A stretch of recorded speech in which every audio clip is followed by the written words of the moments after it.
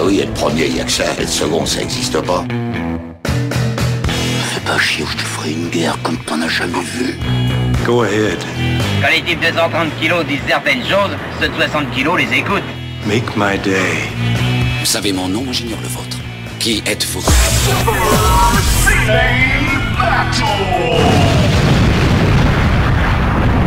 Le second, c'est un con. Super Ciné Battle, c'est le podcast où nous établissons le classement ultime du cinéma. Nous prenons vos listes de films que vous nous adressez pour les classer, du meilleur au pire afin d'obtenir la liste ultime. Ceci est notre épisode 51, 51 déjà. Je suis Daniel Andriev et de l'autre côté du poste se trouve le Scooby-Doo de la Haute-Savoie, Stéphane Boulet, alias Puggin Baby. Hello papa, comment ça va? Eh ben écoute, bonsoir Daniel, bonsoir à tous, ça va très bien.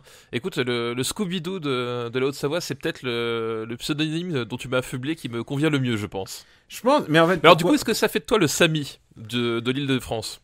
Moi je suis plutôt... je sais pas si c'est... Moi je suis plutôt la Velma. Ah, tu te verrais plutôt en Velma? Ah bah ouais, c'est la plus maligne et tout, elle est... Alors c'est pour ça que je comprends pas ce choix, mais ok, d'accord. Alors, alors, attention, on ouvre des parenthèses. Tu as vu le film Scooby-Doo Live? Non, je l'ai pas vu en entier en fait. Je suis tombé dessus, tu sais, genre en zappant, je suis tombé au milieu, j'ai compris dans quoi j'étais, j'ai fait no. Ah, mais tu sais quoi, c'est pas la pire des adaptations d'abord. Et il y a un truc qui est ouf, c'est que pour prendre Velma, ils ont choisi une actrice extraordinairement belle et ils lui ont foutu juste des lunettes pour qu'elle ait l'air d'une geek, quoi. Bah, c'est un peu le syndrome habituel à Hollywood, hein. On va prendre un canon, on va lui mettre des lunettes parce que lunettes ça fait moche. Voilà. Ouais. Ils avaient pris Linda Cardellini que t'as peut-être vu dans Freaks and Geeks, mais voilà, qui est une très belle femme, mais par contre voilà, ils lui ont dit ah bah ça tu vas faire la geek. Ouais, voilà, ça fait partie des grands clichés habituels. Et c'est Buffy qui jouait. Qui jouait effectivement la blonde Daphné, voilà. Oui, c'est effectivement Sarah Michelle Gellar qui jouait et son mari à la ville qui est Freddie Prinze Jr. qui jouait Fred, c'est ça. C'est tout à fait les marques d'un bon film quand même. Ah bah on part sur des bases sereines là, j'ai envie de dire, voilà. Ouais. En même temps, je crois qu'il y a un truc à faire sur toutes ces adaptations comme Scooby-Doo, les Schtroumpfs. Ah mais c'est Inspecteur Gadget. C'est des trucs tellement bizarres, hein. Je sais pas ce qu'il aurait passé ces années-là. Mais bref, on reviendra dessus au moment où... C'est très bizarre de faire un début là-dessus. Alors sachez un truc, Super Ciné Battle, c'est comme After Eight, on a tout réglé à genre la lettre près, quoi. Il y a aucune improvisation. Ah non, oui, c'est écrit. Tout ça, et ouais, voilà, écrit, pensé, brainstormé. Il y a des heures de répétition derrière chaque épisode. Il faut tomber le masque au bout d'un moment.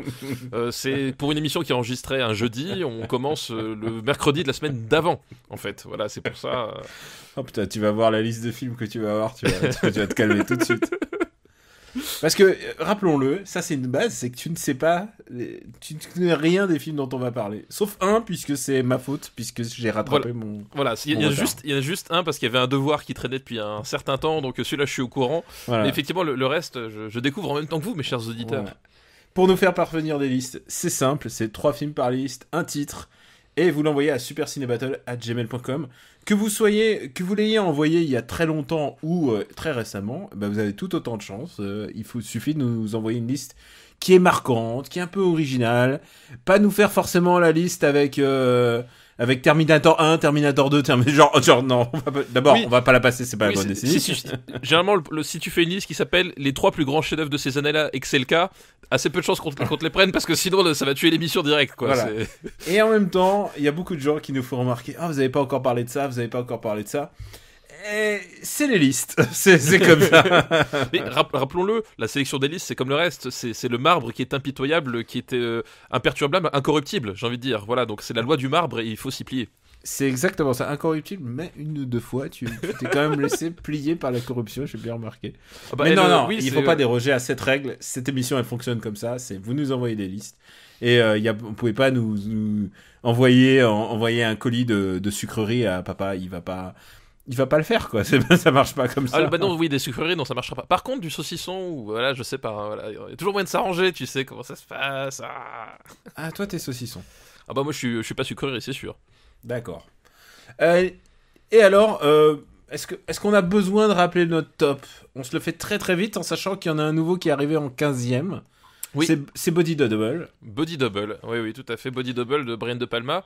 Et à nouveau, j'étais très content parce qu'on a eu plusieurs auditeurs qui sont revenus nous voir et qui nous ont dit aujourd'hui, j'ai regardé Body Double grâce à vous. Et voilà, ça fait toujours plaisir. Je serais très curieux d'avoir des réactions sur les gens qui ont vu Sexe, mensonge et vidéo, qui est 23e, très bonne place aussi.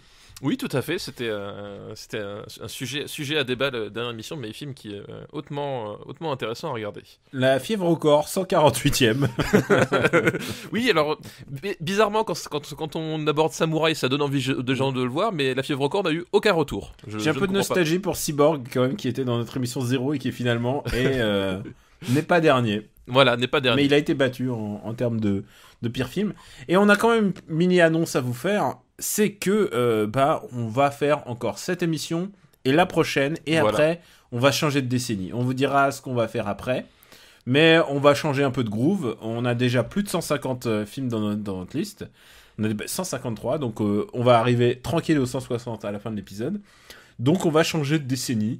Parce que il y a tellement d'options, on a tellement de possibilités, c'est ça qui est bien avec ce podcast. Oui, il y a tellement de choses à faire, tellement de choses à dire, voilà. Les plus curieux d'entre vous ont écouté l'épisode précédent jusqu'au bout, vous avez entendu un teaser. Oui, c'est ça, un teaser. Alors, si on était dégueulasse, on vous dropperait encore un autre teaser, genre encore un petit peu. Mais on est doublement dégueulasse. Oui, on est pire que ça en fait. Nous sommes bien pire que ça. Puisqu'en fait, on a 2 surprises. On travaille sur deux surprises, voilà. On peut pas dire quoi. Il y a une première surprise, on peut le dire, puis il y a une deuxième surprise, voilà. Et les deux sont super. Les deux sont top. Les deux sont top. Et moi, j'arrive pas à départager laquelle des deux est la mieux, en fait. On a hâte. Tu vois, si on devait classer les surprises Super Ciné Battle, tu classerais comment? La première, la deuxième? Franchement, c'est dur, hein, c'est dur. La première, je la mettrais peut-être en première, mais la deuxième... moi, j'hésite. Est-ce que la deuxième en première, c'est pas envoyer un message fort, tu vois, quelque part, à nos auditeurs? Je ne sais pas. On est en train de dire n'importe quoi, on est complètement en roue libre, faut le savoir. Voilà, je pense qu'on va aborder la première liste de cet épisode aux alentours de la 30e minute. Là, c'est parti comme on est. 10 minutes inside, on a parlé de rien. Ah si, on a parlé de Scooby-Doo quand même. On a parlé de Scooby-Doo. À l'autre, il dit on parle de rien, on a parlé de Scooby-Doo. Attends, excuse-moi, mais alors, Daniel, je m'offusque, je m'offense. Voilà. Eh bien, écoute, on va se lancer. Est-ce que tu es prêt? Ah j'étais prêt dans le ventre de ma mère. Ah putain. Tu le voulais, c'est ça que tu voulais. 1 euro dans la... Tu sais que j'étais invité à un podcast et ils m'ont dit, est-ce que tu es prêt, Daniel? Et là, tu sais, ils m'ont regardé genre, est-ce que tu es prêt, Daniel? Genre, ils étaient 4 envoyés et je me suis dit, oh merde, c'est le moment où il faut que je le dise. Mais c'est un peu mon I'll be back à moi, tu vois, voilà. On m'attend là-dessus maintenant. C'est une liste qui nous est envoyée par Étienne Bazin. Merci Étienne pour ta liste déjà. Et qui remonte à un bout de temps, mais je me suis dit, elle est intéressante. C'est une petite liste qui s'appelle First Blood, premier long métrage plus ou moins sanglant. D'accord. Et le premier film de cette liste, c'est Blood Simple de Cohen. Ah oui, Blood Simple des frères Cohen. Premier film des frères Cohen. Premier film des frères Cohen, qui à l'époque n'étaient pas les frères Cohen entre guillemets. Et Blood Simple s'appelait 100% d'ailleurs. Oui, d'ailleurs, il a été traduit d'ailleurs par 100%. Donc c'est marrant parce que c'était un film donc qui était arrivé un peu en catimini sur le marché du film du Festival de Cannes à l'époque. C'était quoi? C'était 84, 85 je crois que c'était 85. C'était quelque chose comme ça, ouais. Mais le twist, c'est que d'abord, il est sorti en France en 85. Mais il a été présenté à Sundance et il a fait son petit effet à Sundance avant.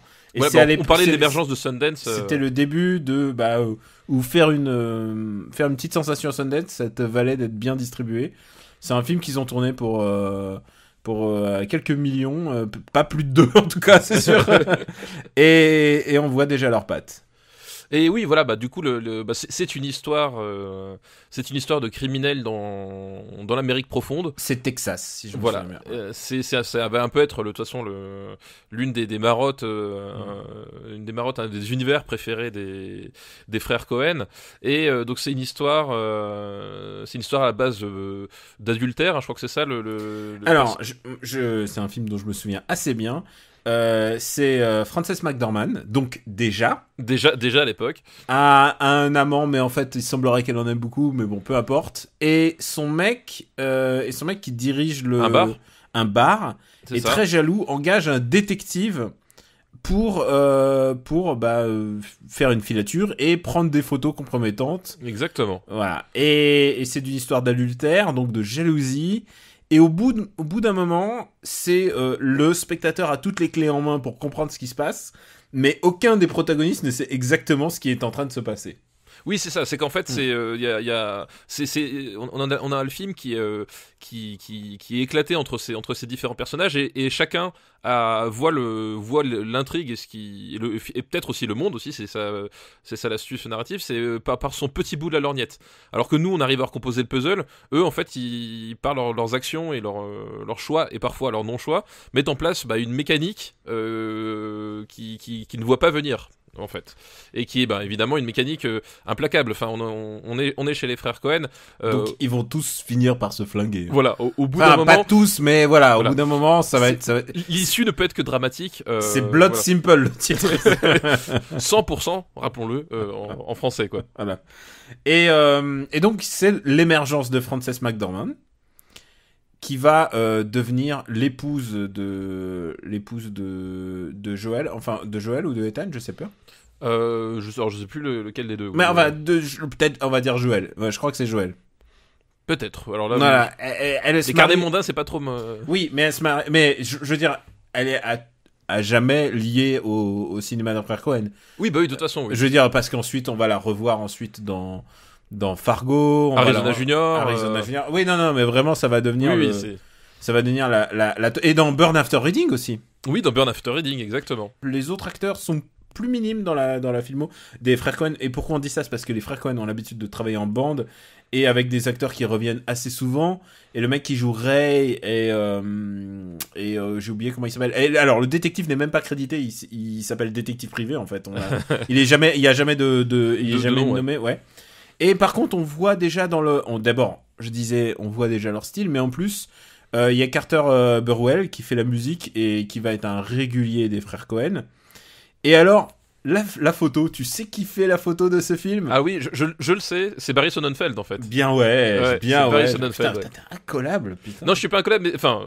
C'est un fact assez connu, ouais. Mais c'est assez connu sur ce film-là, et justement, c'est un trivia qui est assez rigolo, justement, de retrouver un personnage comme ça, comme Barry Sonnenfeld, à la direction de la photo de ce premier film, quoi. Qui va ensuite réaliser Addams Family et Men in Black. Voilà, c'est c'est des univers. Déjà, oui, on sent que c'est quand même le début du Star System pour eux, enfin le début au moins j'ai envie de dire du Cohen System, c'est-à-dire et ça c'est un truc que j'adore dans les films de frères Cohen, c'est que si tu regardes, en fait tous leurs films pourraient être dans la même chronologie en fait. Ils ont un univers frères Cohen et il y en a aucun qui tu vois ce que je veux dire, c'est que c'est presque un univers partagé frères Cohen. Oui, non, mais effectivement, il y a plusieurs décennies, et il y a des décennies, clairement, le film aurait pu se passer dans l'univers d'un autre. C'est ça qui est assez rigolo. Oui, il y a un peu comme chez Tarantino, c'est la même façon où il y a une théorie qui veut que tous les films de Tarantino se passent en fait dans un même univers temporel et partagé. C'est vrai qu'on a un peu ce côté-là chez les frères Cohen, où ce qui est drôle, c'est que ils arrivent à faire ça à travers des genres différents aussi. C'est-à-dire qu'on n'est pas tout le temps sur le même registre. Tu vois, un Burn After Reading, tu le mets par rapport à un Blood Simple. On est à la fois très loin et à la fois complètement dedans. Il y a une grande cohérence puisque c'est quand même le petit théâtre de la stupidité. Bah oui, c'est quelque chose qu'ils aiment beaucoup. Oui, genre des gens qui sont plus bêtes. Et alors, je veux pas spoiler un grand film parce que pour moi c'est déjà un grand film à la base. Mais déjà, ils ont le souci de faire un personnage féminin fort. Frances McDormand, elle est plus intelligente que les autres, j'ai l'impression. Déjà, et c'est aussi un peu c'est aussi qui est intéressant, c'est que dans ce film-là, on nage en plein film noir, parce que on a le triangle amoureux, on a le détective privé, on a le bar malfamé, on a la machination, on a la voiture qui roule dans la nuit, voilà, on a la résolution en fait, on a ce côté effectivement qui amène à une résolution finale façon un peu puzzle, la dernière pièce du puzzle qui permet de comprendre, de tout comprendre, etc. Il y a aussi ce que j'appellerais aussi la connerie du genre oups, j'ai oublié un détail qui va ensuite devenir un énorme, plus gros détail et ouais. ensuite un plus gros détail. Il y a beaucoup d'éléments du cinéma, même c'est du cinéma classique US qu'on voit même, voit même ça chez Woody Allen. Hein. On est en plein dedans et évidemment ils ont leur twist à eux. C'est effectivement c'est porter l'attention non pas sur la figure masculine mais sur la figure féminine et aussi s'intéresser à des personnages qui sont plus limités que réellement compétents quoi. C'est aussi ça de s'intéresser quand même au Texas et à cet univers si particulier. Si genre on leur a dit genre c'est pas des demeurés mais quand même c'est genre ils sont à la porte de la débilité souvent. On les dit pudiquement différents. Voilà, différents. Voilà. Moi j'aime ce film. Ah bah moi aussi j'aime beaucoup ce film. J'aime beaucoup ce film. Déjà on sent déjà la patte on sent déjà quoi les stars que ça va être. Bah on sent déjà qu'il y a déjà une vraie maîtrise de la caméra, du montage. Et on l'a dit aussi évidemment de la direction d'acteurs. Voilà, on est sur un espèce de film néoclassique. Et j'ai envie de dire, il y a un côté, il y a un côté qui fonctionne très bien. C'est justement ce côté. Comme tu l'as dit, le spectateur a plus de clés en main que chaque personnage individuellement. Et malgré ça, tu sais qu'il va se passer un truc, mais t'arrives jamais trop à savoir exactement comment ça va partir en cacahuète. Et t'as une espèce vraiment de tension sourde qui n'est pas des rapports spécifiquement entre les personnages, mais vraiment du fait que la mise en scène s'amuse avec toi comme témoin, quoi. Je suis en train de regarder notre liste. Où est-ce qu'on va mettre ce film qu'on aime tous les deux? Où est-ce qu'on va le mettre? Pour moi, c'est top tier. Alors, sachant que top tier dans les années 80, c'est à partir de Karate Kid. C'est ça, là, le top tier, on peut aller très très loin en fait. Hein. C'est à partir de 100. Voilà. Où est-ce qu'on va mettre ce 100%? Tu vois, je regarde Veilive, Short Circuit. Est-ce que tu préfères regarder Who Framed Roger Rabbit ou Blood Simple? Moi, je mettrais Blood Simple au-dessus. Ok, donc déjà, on a une base, on est d'accord. Mais je mettrais pas au-dessus de Veilive. Ah, j'allais dire, je ne mettrais pas au-dessus de Shining. On peut le mettre au-dessus de Short Circuit, par contre.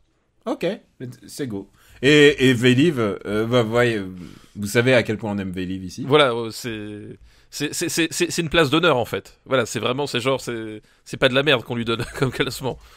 Il est gravé dans le marbre, comme il faut. Blood Simple, on le met le titre en VO. Il est 27ème donc de cette liste, entre Veilive et Short Circuit, ce qui est pas mal. Ce qui est une très bonne place. Hein. Dans nos cœurs, ça veut dire quelque chose. Je sais pas si le prochain film de la liste d'Étienne aura autant de succès. C'est Near Dark de Catherine Bigelow. Near Dark de Catherine Bigelow, c'est un film de vampire. Mais un film de vampire moderne, dans le sens où on abandonne justement le cliché romantique et on se dit mais qu'est-ce qui se passerait si les vampires vivaient aujourd'hui dans les années 80 post-punk. Enfin, voilà, c'est à l'avant Blade. Oui, mais non, mais voilà, Blade est clairement dans cette... Blade, ils ont rajouté le kung-fu. Ils sont clairement dans cette mouvance-là. Et donc c'est un film avec Bill Paxton, le regretté Bill Paxton. Mais attends, il y a plein d'acteurs. Hein. Il y a Lance Henriksen. Voilà, il y a Lance Henriksen qui joue dedans. Voilà, et bon, Catherine Bigelow, donc qui était à l'époque, elle était déjà ou la femme de Cameron, je sais plus, je me rappelle plus la timeline. Mais disons qu'elle avait déjà. Je crois qu'elle le connaissait, mais je crois pas qu'ils étaient déjà. Mais elle avait déjà un cinéma qui était, c'est la réalisatrice de Point Break, hein, dans la même sphère temporelle, puisqu'elle a eu, enfin, on peut le dire, Catherine Bigelow, elle a vraiment eu deux carrières entre l'espace-temps Point Break. Film de genre, et ensuite film, je dirais, plus à message. Je sais pas si film à message, mais en tout cas, film de sens. Tu vois, il y a toujours un sens dans ces films. Et en général, pour prendre, je sais pas... Art Locker, Detroit. Locker, voilà, Detroit, c'est toujours des films où il y a un film, mais il y a aussi un autre message au-delà du film. Hurt Locker, ça nous parle de la dépression, ça nous parle de la dépression. C'est des films à portée historique en fait qu'elle fait d'une façon ou d'une autre. Il y a toute une portée à chaque fois, au-delà du contexte à chaque fois, que ça soit la guerre, que ça soit les événements de Détroit. Il y a toujours un truc chez elle. Et là, dans ces films d'avant, on va dire qu'ils étaient plus viscéraux, plus films de genre, j'ai envie de dire. C'était une vraie pure réalisatrice de films de genre,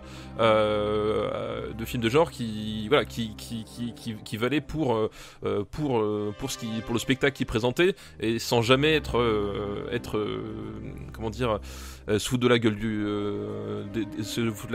des gens, des spectateurs. Enfin, il y avait une vraie implication, comme pouvaient le faire justement les James Cameron quand il faisait Alien. Voilà, il le faisait consciencieusement, il le faisait avec des vraies idées, et il le faisait avec le cœur et l'esprit. Et Near Dark, pour le coup, c'est un film que j'aime beaucoup en fait. Et qui a reçu, je sais pas si à sa sortie c'était un énorme succès, mais au fur et à mesure du temps, il a quand même pris un peu une aura culte, en particulier à cause de la musique de Tangerine Dream. De Tangerine Dream, exactement. Je crois qu'on a déjà dit qu'on aimait Tangerine Dream, je suis pas sûr, mais je crois qu'on va le redire. Voilà. Je crois que tu mettrais la musique de ce film. Je pense qu'il faut écouter Tangerine Dream, genre en boucle. Et tu sais qu'il y a un truc qui m'a fait un choc quand je l'ai revu. L'acteur principal, enfin un des acteurs principaux, c'est Adrian Pasdar, et qui était le mec dans Heroes, tu sais, un des deux frères Petrelli, mais surtout, est-ce que t'as vu la série Profit? C'est le mec. Oui, exact. Oui, c'est Profit. Oui, tout à fait. C'est le mec de Profit. Et genre, quand tu le vois jeune dans les années 80, je fais oh putain, mais il existait déjà dans les années 80, parce que. Profit, c'est 90 en plus. Mais ouais, mais j'ai toujours cru qu'il était jeune, tu vois. Genre, il était. J'ai toujours vu à son aura de mec en costume, quoi, tu vois. Mais... Et du coup, ça m'a fait un choc un peu de le revoir. Je l'ai revu il y a pas si longtemps, ce film. Ouais, moi aussi j'aime bien. Je trouve qu'il y a vraiment. Je trouve que c'est vraiment bien écrit. C'est même trop bien. Genre, il y a. Je parle pas de la production value, mais c'est vraiment bien écrit. Les personnages, tu t'y attaches. C'est coécrit par un mec qui faisait aussi les films d'horreur, par Eric Red, qui. Tu dois. Near Dark, Voyager. Voyager, évidemment, oui. Et pas mal d'autres films. Donc du coup, ouais, c'est vraiment. Elle a essayé de vraiment faire un film de genre, mais bien produit, dont elle aurait pas honte. Et je crois que le temps lui donne raison, en fait. C'est ça en fait, tu disais c'était un film qui avait marché à l'époque et qui s'était perdu depuis, parce qu'effectivement il y a eu un espèce de retour de bâton par la suite, où ce genre de film fonctionnait plus trop, était mal vu. Et faut dire que esthétiquement c'est un film très ancré dans les années 80. Ouais. Voilà. Non mais l'utilisation des lumières à tonalité bleue, du néon, ce grain très prononcé, puis voilà. Donc c'est un film qui était typiquement des 80, et avant que ça revienne à la mode là depuis 10-15 ans, c'était au contraire la marque d'un mauvais film. Enfin, suffit de se pencher sur une revue de cinéma début des années 2000, fin des années 90, où globalement dès que t'avais un truc qui faisait trop années 80 mais qui était pas non plus devenu rentrer dans le panthéon du cinéma, c'était vite dénigré, et il avait souffert de ça. Il avait aussi souffert par ricochet de la sortie d'un film quasiment, enfin pas en même temps mais dans le même temporalité, Génération Perdue, je sais pas si tu te rappelles, avec Kiefer Sutherland. Ah putain, oui, je me souviens. C'était un peu le même trip, c'était des vampires dans un univers post-punk des années 80, des jeunes, des loupards. Sauf que Génération Perdue, c'est pas la même tambouille, on en reparlera peut-être une autre fois. Voilà, mais effectivement, après, Catherine Bigelow étant devenue aussi plus respectable, il y a aussi, c'est aussi ça, Hurt Locker, à un moment donné, les mecs, quand ils ont fait le calcul, ont fait mais c'est la meuf qui a fait Point Break, mais Point Break c'est de la merde, non, les gens sont peut-être remis aussi à avoir une lecture un peu différente de son cinéma, voilà, mais toujours je sais pas si c'est Point Break vraiment qui a vraiment gagné. Je pense que c'est Strange Days plutôt qui a vraiment, genre les gens ont dit ah putain, Strange Days c'était pas si pourri en fait. Je pense que... Alors que Strange Days, moi j'avais aimé à l'époque, waouh, et vraiment il y avait je pense qu'il y avait les deux. Strange Days, c'était une catastrophe au moment où il était sorti, c'est-à-dire qu'il s'était fait descendre par la presse, il avait pas marché, voilà, c'était un film dont plus personne voulait entendre parler, et qui, mais je pense qu'il y a une relecture de la filmographie de Catherine Bigelow, voilà, quand les mecs ils sont vus que ah oui, merde, elle gagne des Oscars, une femme qui gagne un Oscar, déjà.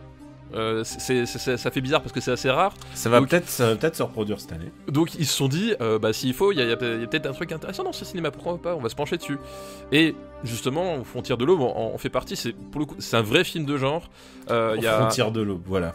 Oui, Near Dark, oui, c'est vrai que aux Frontières de l'Aube, c'est le... Et encore, je trouve le titre français pas si mal, moi. Oui, bien sûr, non, mais c'est pas mal, ouais. Aux Frontières de l'Aube, je trouve ça pas mal, surtout qu'il y a une dimension... romantique, un peu néo-romantique dans ce film-là. Oui, mais après c'est des vampires clodos. Avec le couple principal où ils veulent vivre ensemble pour l'éternité, etc. Qui est apposé justement à ces vampires clodos et même ces vampires prédateurs. Parce que là, le personnage de Bill Paxton, moi ce que j'en retiendrai de ce film-là, de Near Dark, c'est la séquence du bar où ils sont en chasse, en fait. C'est-à-dire que les vampires, c'est plus des mecs avec des houpettes qui font la parlotte pendant des heures pour espérer que quelqu'un s'endorme et qu'on franche le coup. Ils viennent, ils se servent dans le garde-manger. Et quand ils servent dans le garde-manger, il y en a partout. Enfin, la scène, elle est... On retrouve déjà, d'ailleurs, c'est marrant. Et puis c'est super... Enfin, c'était presque le début, pour moi, en tout cas, de tout ce... Pas le côté romantique. Le côté romantique des vampires, ça a toujours existé. Mais en tout cas, le côté sexuel. Oui, il y a vraiment une sexualité dans ce film étonnante. C'est beaucoup plus franc du collier. Et c'est marrant, maintenant que j'y repense, la scène du bar, je pense qu'il y a vraiment un parallèle à faire avec le travail qu'elle a fait sur Detroit, avec justement le flic. Le flic et le côté prise d'otage, enfin voilà, qu'il y a dans Detroit. Il y a un prototype dans Near Dark, cette scène-là où tu sais que ça va mal finir, tu sais juste pas comment et tu sais pas jusqu'à quel point en fait. Et vraiment, Bill Paxton est génial. Ça charcle et c'est super tendu du début à la fin. Et donc ouais, c'est une scène qui marque vraiment l'esprit, quoi. Ah, je suis content que t'aimes bien, comme ça on va pas se battre. Enfin, a priori, non. Ah bah non, on va pas se battre. Où est-ce qu'on le met Où est-ce qu'on met Je regarde un film d'horreur. Tu préfères Evil Dead 2 ou pas? Ah bah oui, pour moi, c'est Evil Dead 2, c'est quand même... ok, donc c'est quand pas même... la même catégorie, quoi. Donc c'est au-dessous. Ouais, c'est au-dessous. Moi, je le mettrais... Je mettrais ça juste en dessous de Cruising, par exemple. Ouais, c'est très bien. C'est une bonne place. Juste au-dessous de Ferris Bueller aussi. Voilà, juste au-dessous de Ferris Bueller. Et on aime bien Ferris Bueller ici. On adore Ferris Bueller ici. On aime bien. Et surtout, on aime bien 4 biches d'eau. J'ai un peu teasé, sans le vouloir, la prochaine entrée. Ah. Qui est Evil Dead de Sam Raimi. Ah bah voilà, Evil Dead, oui. Juste une question simple, tu préfères Evil Dead ou Evil Dead 2? C'est pas pareil. Parce que comme ça, on sait où on parle.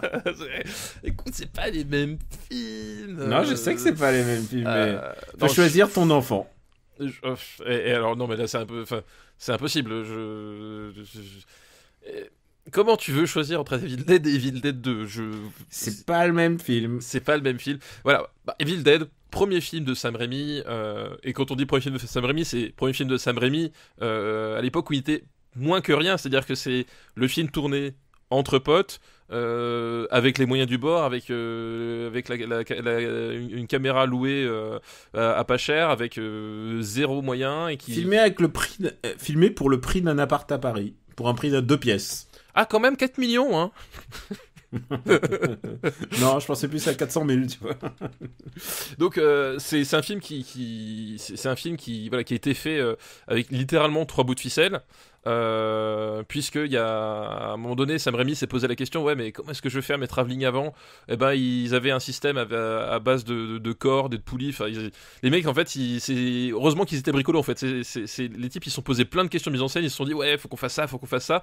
Et à chaque fois, ils avaient toujours l'idée bricolo qui venait et qui concrétisait un plan, et surtout qui donnait un cachet que tu t'avais encore jamais vu ailleurs, en fait.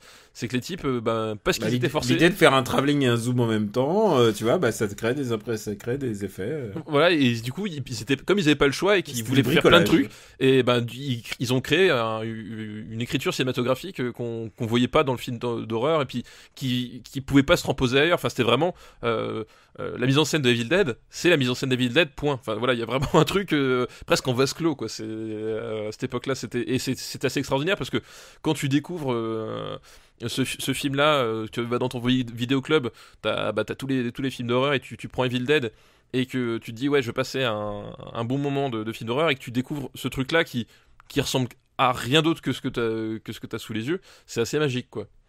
C'est un vrai chouette film divertissant. C'est surtout ça, en fait, de ce que j'en retire. C'est que c'est un film qui a pas tant vieilli que ça, en fait. Bah, oui, il est, enfin, il y a vraiment une volonté de toujours avoir quelque chose à montrer, à faire vivre, à faire ressentir, et on passe du coq à l'âne. Enfin, il y a Bruce Campbell. Alors Bruce Campbell qui est pas encore au stade qu'il va atteindre avec Evil Dead 2 de cartoon vivant. Le premier Evil Dead est un peu plus soft de ce côté-là. Ouais, mais c'est vrai que Bruce Campbell, enfin, tu peux plus retirer Bruce Campbell de Evil Dead, en fait. Voilà. à tel point que heureusement ils l'ont gardé pour la série, dont la saison 3 arrive bientôt, vite. J'ai pas vu, est-ce que ça vaut le coup? Putain, c'est génial. Ah bon, bah d'accord. Non mais vraiment, c'est Ash versus Evil Dead, je trouve ça extraordinaire, quoi. Et bref, et du coup voilà, enfin, il y a un côté atroce à certaines séquences, il y a un côté burlesque dans d'autres. Et à chaque fois c'est tout le temps en mouvement, tout le temps aller te chercher le plan qui va fonctionner, le plan bizarre, le plan qui va te secouer. Enfin c'est un film qui déborde d'ingéniosité, vraiment. C'est vraiment hallucinant à voir, quoi. Edna Paul, qui est là la monteuse, avait 2 assistants. C'est Joel et Ethan Cohen. Putain, j'avais pas pensé du tout en rechoisissant la liste, mais c'est vrai que... Voilà. Et du coup, ils ont participé au montage du film, et sans doute, ils se sont inspirés un peu de cet univers pour faire Blood Simple, après. Bah écoute, peut-être, de toute façon, on retrouve le côté Amérique profonde, hein, sauf que là, c'est vraiment plus profond que ce que tu peux imaginer, avec cette idée de cabane dans les bois, isolée. Oui, c'est Within the Woods, ouais. Within the Woods, c'était son premier, je crois, non? Alors, je sais plus exactement, et c'était son court-métrage. C'est son court-métrage, c'est ça, ouais, exact. C'était le proto-film. Là, toutes les idées sont là, déjà. Oui, bah voilà, c'était ce qu'il avait envie de faire à la base. Et c'est marrant parce que si tu regardes Evil Dead 2, t'as de nouveau un côté un peu remake, en fait, de Evil Dead 1. Sur certains aspects, tu sais, c'est une suite, mais il y a certaines scènes qui reprennent les mêmes thématiques, mais qui sont tournées différemment avec d'autres moyens. Enfin, il y a un côté triturage permanent, en fait, dans la démarche de Sam Raimi vis-à-vis d'Evil Dead, qui est assez intéressant aussi. Qu'est-ce qu'il fait, Sam Raimi, aujourd'hui? Qu'est-ce que tu peux faire quand t'as fait ça, et quand t'as fait Spider-Man? Et ben, il produit Ash versus Evil Dead. Ouais. Voilà, il a réalisé le pilote, d'ailleurs. Puis depuis, je sais pas trop ce qu'il fait. Je ne sais pas. C'est vraiment le mec dont on attend les films, et... Ouais, parce que son dernier film, c'est Drag Me to Hell, qui doit remonter à presque 10 ans maintenant. Putain, c'est vieux. Et avant ça, c'était quoi? T'avais aimé Drag Me to Hell? J'avais aimé moyennement. J'avais aimé, enfin voilà, j'avais des réserves. Il y avait Le final, c'est ça? Non, alors non, je trouve le final pour le coup vraiment formidable. C'est rigolo. Le final est vraiment génial. Non, c'est plus t'as des moments, en fait. Je trouvais que le côté justement Evil Dead loufoque fonctionnait pas toujours, en fait. Il y avait des gags visuels que je trouvais forcés, en fait, qui étaient pas super bien amenés, et ça faisait un peu par moment Evil Dead pour la famille. Enfin, il y avait un truc qui me dérangeait un petit peu à ce niveau-là, quoi. Je trouvais pas ça, je trouvais ça dommage qu'en fait qui reviennent dans ces gimmicks au lieu d'aller plus loin, quoi.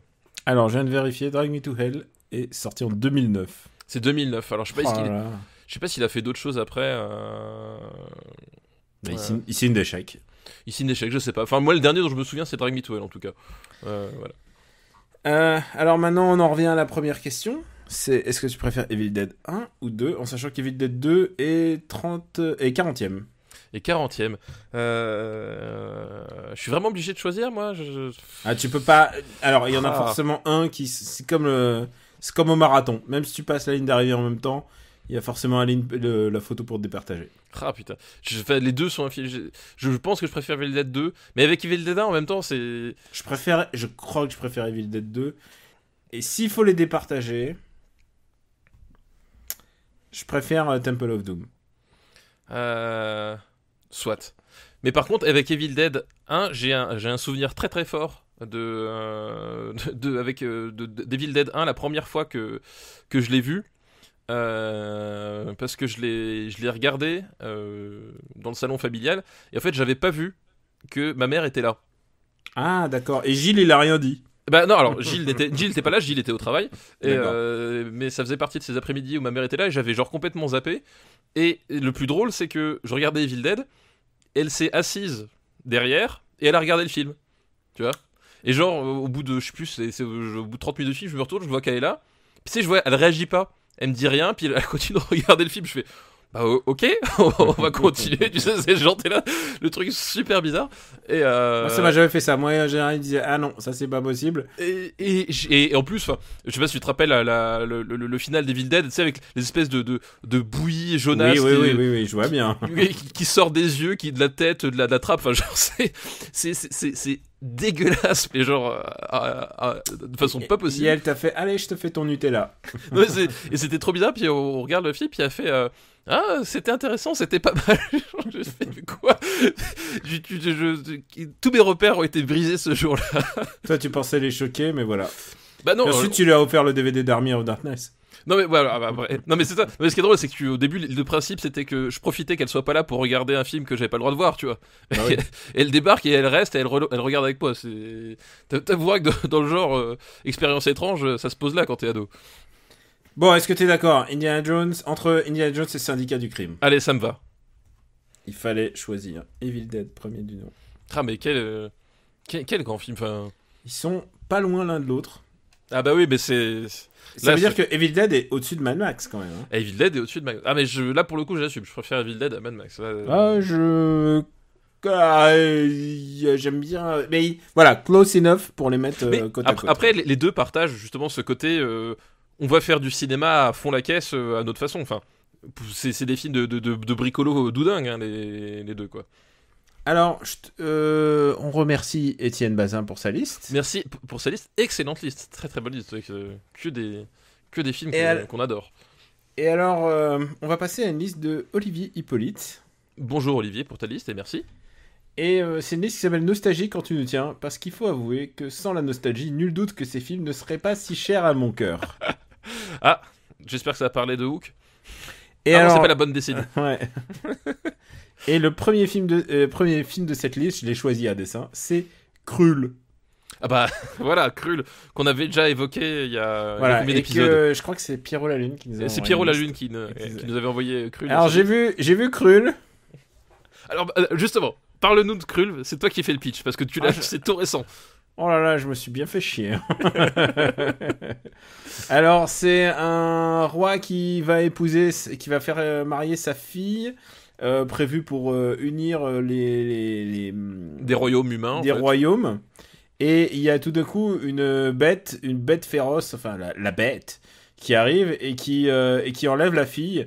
Et donc le fiancé qui est turbo beau gosse de l'époque, genre vraiment avec la méchouille quoi. Vraiment il est vraiment tu n'y crois pas quoi. C'est inqualifiable. Bah, c'est un comment ça s'appelle, un prince charmant de dessin animé en fait. C'est un prince charmant de dessin animé. Il n'est pas si éloigné de Inigo Montoya. Tu vois oui, sauf qu'il a pas le charisme d'Inigo Montoya. Non, bien sûr. Mais il ressemble plutôt au prince, en fait. Oui, voilà, c'est ça, exactement. Et il y a des putins de scènes, j'y reviendrai, mais des putains de scènes, mais genre Errol Flynn, procès direct, quoi. Genre où il prend un truc et il se balance, enfin... Oui, voilà, bah oui, évidemment. Et donc, ce fiancé, à l'aide d'un cyclope et d'une bande de rebelles qui, au fur et à mesure, il va amasser des troupes sur sa route, et bah, ils vont partir pour délivrer la princesse. Voilà, et le gros truc de Krull, c'est que en fait l'arme suprême est un espèce de gigantesque nunchaku. C'est un shuriken. Shuriken à lame. Qui ressemble à une étoile de mer, qui est sans doute la pose qu'il prend pour s'endormir. Et ce qui est drôle, c'est que si maintenant que tu l'as vu, la séquence de fin, qui est le seul moment d'ailleurs du film où il veut utiliser ce shuriken, tu vois qu'en fait les mecs ils ont pas pensé que ça pouvait être manié parce qu'il sait pas comment le prendre, il galère à le prendre et il galère à le lancer. Tu peux te couper avec en fait. Parce qu'en fait c'est une étoile de mer shuriken et avec des lames qui sortent de tous les trucs, donc du coup si tu le lances mal, tu vas te couper en fait. C'est ça, si tu le lances mal, tu pars, t'as la moitié de ta main qui est partie avec, quoi. C'est un excès de design, tu vois, genre ils se sont dit on va designer ça. Et alors il y a un problème dans ce film, c'est que ça marche pendant des heures. C'est un film de marche. Il marche, mais tu sais, quand j'ai regardé, j'étais en train de me dire, mais on dirait la saison 2 de Game of Thrones. C'est genre, il marche. Les années 90 ont eu une grosse recrudescence des films de couloir. C'était extrêmement à la mode. Les films de couloir, ils adoraient ça. Là, c'est un film de marche. Ça vient de ça. Ça vient de ça, voilà. Le top des années des films de marche. Et alors, parfois dans des décors très beaux, et toujours, je me dis, des décors peints, et tu sais, alors, on n'est jamais très éloigné des maîtres de l'univers, par exemple, tu vois. En fait, c'est un peu le chaînon manquant encore entre les maîtres de l'univers et comment ça s'appelle et Excalibur de John Boorman, en fait. T'as vraiment, t'es vraiment d'une scène à l'autre. D'un moment à l'autre, tu passes entre le côté surréaliste, esthétisé, mais qui fonctionne comme tel, et le côté carton-pâte pas voulu parce que, les mecs, on a déconné, quoi. Clairement, c'est un maître de l'univers avec plus de moyens. Et à tel point qu'il y a les soldats qui arrivent. Ah, les soldats, ils sont trop forts. Ils ont des espèces de fusils qui à la fois font baïonnette et épée et fusil. Oui, parce qu'il y a un petit côté Star Wars, parce qu'il y a du laser. Ah bah oui, on est le post-Star Wars. Hein. Voilà, c'est le post-Star Wars. Il fallait mettre du laser, il fallait mettre un espèce de scaphandre. Tu sais, j'ai pas compris ce qu'ils avaient sur la tête exactement, en fait, moi. Je sais pas, c'est une espèce de casse-couille, là. Mais... Même, j'ai pas compris ce que c'est, en fait, parce que... je voulais pas dire casse-couille, de casque, petit casque. Parce que quand ils crèvent les soldats, tu vois une espèce de bestiole qui sort. Mais comme ils ont pas les moyens de faire des bestioles correctes, tu vois juste genre un bras, une queue, enfin tu comprends pas ce que c'est, si c'est des parasites, si c'est un exosquelette, enfin c'est très obscur. Et alors si vous aimez les films où ça fait piou piou laser, alors putain vous allez être servi parce que ça fait piou piou laser tout le temps. Avec différentes variations de douleur, c'est-à-dire parfois c'est piou-piou qui tue, parfois c'est piou-piou qui explose. Parfois c'est piou-piou qui explose. Il y en a, il se prend, il explose sur le cou. Quoi. Le héros il se le prend dans le torse et c'est piou-piou qui met KO. Piou-piou qui érafle. Voilà, c'est piou-piou qui met KO. Je pense que ça devait être un gros carton à l'époque, mais alors aujourd'hui ça a vraiment mal vieilli. Et tu sais qui joue dedans. Qui Liam Neeson. C'est vrai qu'il y a Liam Neeson. Il y a Liam Neeson tout jeune, ça doit être, je sais pas, dans ses tout premiers films. C'est pas son premier, mais c'est genre dans ses tout premiers films. Il y a Liam Neeson qui joue un personnage secondaire. En plus, il est assez important. Alors tu connais même son nom, je crois. Il fait un ou deux actes héroïques dans le film. Oui, c'est un des rebelles. Voilà, un des rebelles qui va aller presque jusqu'au bout avec le prince. Et puis il y a beaucoup de cascades à chevaux. Parce que la scène des chevaux, beaucoup de scènes de chevaux, beaucoup trop de scènes de chevaux. Est-ce que tu sais que dès qu'il y a beaucoup de scènes de chevaux, je me dis ils l'ont tourné en Europe et il y avait les cascadeurs, ils se sont dit allez on va leur faire des chorégraphies à cheval. Un truc qu'on va revoir beaucoup dans l'ère des films post-Conan, tu vois. Oui, je vois tout à fait. Alors, si tu pouvais me défendre ce film, je t'écoute, mais en fait non. J'ai passé un moment très chiant. Voilà, c'est en fait, moi il y a le truc où je peux éventuellement le défendre, Krull, c'est que en termes d'intention, c'est-à-dire que en termes d'intention, c'est-à-dire qu'en termes de la façon dont si tu mets entre guillemets le film de côté, tu regardes juste son squelette narratif. J'aime bien la façon dont le groupe se constitue en fait. Oui, le personnage du Cyclope en fait, qui est peut-être le meilleur personnage de tout le film, même si son œil central ne bouge quasiment pas. Je trouve ça vachement intéressant la façon dont il est inséré dans le groupe. Le côté, on va aller piocher, enfin. On va prendre un noyau qui va se former puis après se disloquer au fur et à mesure parce que chacun se sacrifie plus ou moins à son niveau pour le truc. J'aime bien mais le problème c'est que, comme tu l'as dit, c'est exécuté d'une façon super chiante. Enfin, et j'ai pas parlé des musiques, c'est James Horner jeune aussi. et alors, c'est toi. Mais en plus, je vois tellement leur intention, genre leur envie de bien faire et tout. Mais, et genre. Ouais, non, c'est un film qui... C'est pas suffisamment nul pour qu'on s'en moque, mais pas suffisamment intéressant pour qu'on... Voilà, c'est vraiment le cas c'est vraiment le cas du film médiocre, quoi. On avait parlé justement de Princess Bride qui fonctionnait parce que justement il y avait Inigo Montoya par exemple, il y avait des personnages vraiment il y avait au moins un personnage qui était super intéressant du début à la fin. Lady Hawk, il y avait la mise en scène impériale de Richard Donner. Là, globalement, la sauce prend pas et tout reste médiocre à la surface.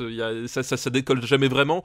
Et parfois, le truc que ça fait, c'est que ça tombe dans le ridicule. Enfin, voilà, quand la balance pense, elle pense du mauvais côté. Je vais proposer une position entre Howard the Duck et Critters. Alors, moi, je préfère Critters, en fait. Ah oui, au-dessus de Critters. Non, en dessous de Critters. Ah, tu préfères Critters ? Ah oui, d'accord, ok. À Critters, il y a quand même des trucs plus rigolos. Même la petite boutique des horreurs à la rigueur. Oui, tout à fait, oui aussi, ouais. Mais pas la petite sirène, non. Ok, ça marche, oui. C'est marrant, on a assez peu de Disney en fait dans les années 80. Il faudrait que je check les listes. Donc, Krull, K-R-U-L-L. Deuxième. Et d'ailleurs, je me souviens aussi, c'est marrant, le méchant Krull, en fait, il fait rien du film. Ouais, il fait pas grand chose, ouais. Il crie. Il crie, il parle avec la princesse qu'il a enlevée, et après il se prend un shuriken dans la tête et c'est tout. C'est Princesse qui se fait enlever est un leitmotiv qui va revenir souvent dans ces genres de films, et peut-être dans les listes qu'on va voir aujourd'hui, qui sait. Ah, oula.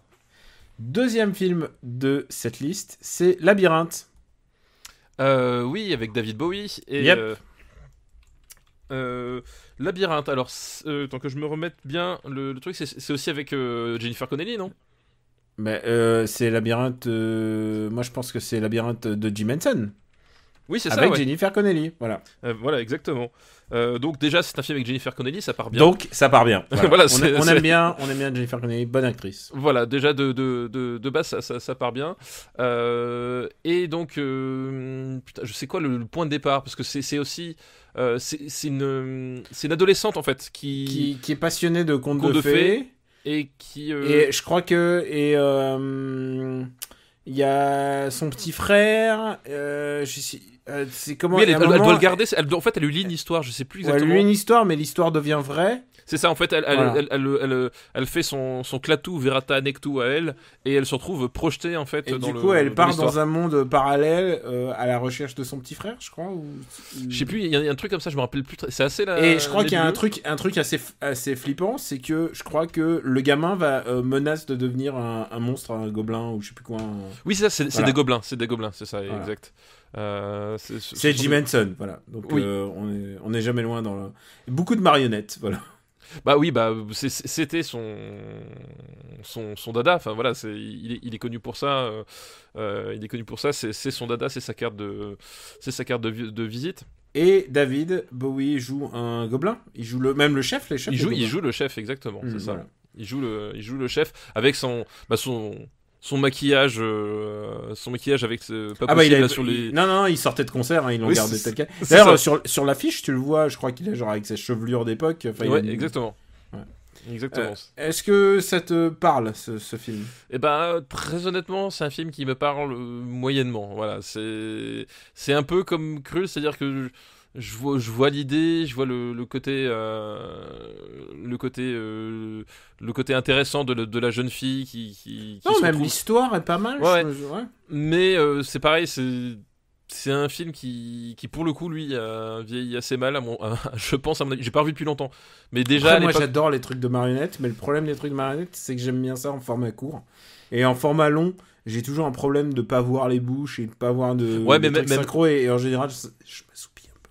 Mais là c'est pareil, c'est même au-delà des marionnettes, c'est les décors, bon la photo qui en fait détonne C'est pareil, c'est un film qui esthétiquement est assez peu discret, on va dire. Ça, c'est sûr.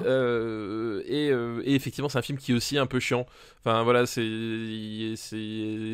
pas très, c'est assez plat finalement, et c'est pas très palpitant quoi. Et effectivement, tu t'endors un petit peu quoi.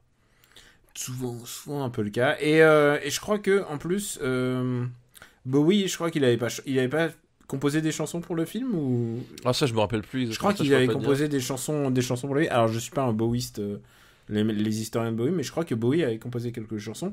Et le truc qui m'a marqué post-factum quand j'ai revu le film adulte, c'est que c'est Terry Jones qui a écrit le script original en fait. Ah oui, c'est très bien. Le Monty Python. Le Monty Python, exactement. Le Monty Python. Enfin, pas mais voilà. Oui, un des Monty Python, voilà. quoi. Pas un homonyme, le Terry Jones des Monty Python, voilà. Est-ce que t'as assez de souvenirs de ce film pour le classer honnêtement ? Moi, je pense que oui, hein, pour moi.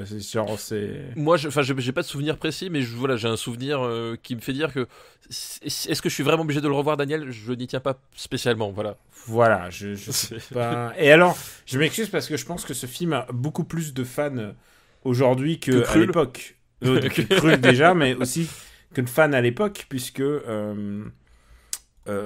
parce qu'il y a l'effet Bowie aussi. Oui, il y a entre autres l'effet. Il y a entre autres l'effet. On a d'autres films de Bowie bien classés, hein, rassurez-vous. Mais tu vois, dans le genre, par rapport à un Dark Crystal, je crois que je préfère quand même Dark Crystal personnellement, tu vois. Bah, je sais pas, dans celui-là, il y a des chansons de Bowie, quoi. Ouais, bah alors du coup, je préfère Dune. Tu vois, oui, c'est vrai. À choisir. Ah bah, il y a Sting. Oui, en plus, il y a Sting. Voilà. Dans le genre film à chanteurs qui font des trucs bizarres, il y a Dune. Qu'est-ce que tu penserais de au-dessous de je vois Flash, tu vois. Flash, attends. Flash 120e. 121e même. Alors, je préfère Bloodsport en fait. Ok. Ouais. Mais oui, mais pas en dessous de Transformers The Movie, non. Voilà. Ça, c'est non. Je vois ta barrière haute. Voilà, là, c'est non. Voilà. En dessous de Bloodsport. Donc, 122e environ. Labyrinthe. T'es prêt pour le dernier film de cette liste ? Ah ben, je suis prêt dans le ventre de ma mère, moi, tu me connais, Daniel. Le choc des titans. Le choc des titans de l'époque. Et alors, tu sais quoi ? Ce qui est bizarre, c'est que quand j'ai vu le choc des titans... Bah, t'as pensé à Jay Courtney ? Non, t'es con. Non, en fait, je me suis dit, merde, c'était dans les années 80. Et en fait, ouais, parce que pour moi, c'est un film tellement 70s déjà à l'époque, oui, quoi. Ouais, c'est vrai que... Alors, moi, honnêtement, c'est un film... Si je peux avoir l'occasion de le revoir, je voudrais bien, parce que c'est un film qui m'avait vachement impressionné à l'époque. J'adore ce film. Je l'ai vu plein de fois chez un pote. Il avait la VHS et on était à la maison de campagne et on la regardait genre tous les soirs. C'était Mario Bros la journée et le soir, c'était le choc des titans. Ah, j'adore ce film. Et en plus... moi, je me souviens de... Enfin, j'ai des images des créatures fantastiques, des éclairages super angoissants. Enfin, il y avait vraiment un truc qui me captivait. Ah, il y avait un truc d'ambiance assez incroyable dans ce film. Il y avait un truc effectivement assez fort, mais je l'ai pas vu depuis des années. Et le fait d'en parler là, j'ai vraiment envie de le revoir en fait. Je pense que c'est un bon film à revoir avec les enfants en plus. Ah bah écoute, peut-être, ouais. Parce qu'en plus, quand tu vois le Kraken qui attaque Andromède et tout, c'est vraiment... Et Pégase qui tout d'un coup arrive. Moi, il y a un truc qui en plus m'a marqué, c'est qu'à l'époque, c'était on regardait Senseiya. C'était peut-être la première année de Senseiya. Et du coup, il y avait le parallèle entre tous les trucs de Senseiya. Oui, la réutilisation mythologique. Voilà. Et genre que Andromède, Pégase, Persée... Enfin, tout était... Méduse, que tout était lié en fait. C'est ça qui est intéressant dans ce film, c'est que tout est une espèce de melting pot, quoi. Et d'avoir fait une grande épopée de cinéma pour... c'est quoi ? C'est Persée, je crois. C'est le héros, c'est Persée. D'avoir réuni, c'est ça, ouais, tout à fait. D'avoir réuni plein de légendes comme ça dans un seul truc. Il y a Cassiopée. Pour en faire une histoire, j'ai trouvé ça super en fait. Je trouvais ça vraiment génial. Et plus tard, quand j'ai revu le remake, bon bah c'était un autre délire déjà. Oui, c'était pas tout à fait pareil. Hein. Et alors, juste pour l'anecdote, j'étais marqué parce que je l'avais vu en VF beaucoup de fois, comme beaucoup de films Oui, en VF. fatalement. Et la VF, je ne sais pas qui faisait la voix off finale, mais en tout cas, il disait « Et leurs noms resteront à jamais gravés dans les étoiles. » Alors que c'est dans le marbre qu'il fallait dire. Ouais, genre j'ai fait quoi? Genre, et après, on parlait en étoiles, tu vois, comme ça. Et je sais pas qui faisait la voix, mais Dieu le bénisse, parce que vraiment, c'était vraiment une belle période. J'adore, bah évidemment, les effets spéciaux, quoi. J'étais ouf, quoi. Et déjà à l'époque, je sentais que ça, c'était mieux que les images de synthèse qu'on allait avoir 10 ans plus tard. C'est une coproduction Harryhausen. Oui, bah, de toute façon, oui, c'est aussi ça le truc qui fait que c'est un film qui paraît à la fois daté, effectivement, parce que c'est vrai qu'il fait beaucoup plus années 70, parfois limite années 60 en fait, dans son approche du truc, et à la fois complètement intemporel. C'est que cette touche Harryhausen et produit un espèce de décalage assez fascinant en fait. C'est vraiment assez particulier à voir, et je pense que justement ils auraient essayé une autre méthode, la moitié de l'intérêt du film s'écroulerait en fait, je pense, à mon avis. Et puis il y a plein de super acteurs. Il y a Burgess Meredith, il y a Ursula Andress, il y a putain de fucking Laurence Olivier dans le rôle de Zeus. Exactement. C'est vraiment genre ils ont mis le paquet pour un. Et pour moi, tu sais, genre mon père il regardait ça, il disait ah non, tu devrais pas regarder ça, c'est des nanars et tout. Et moi j'adorais ce genre de film, quoi. Enfin c'était vraiment le genre de film qui me faisait plaisir quand j'étais gamin, quoi. Ouais, non, mais c'est vrai que c'est un film vraiment vraiment particulier. Et il y avait ce côté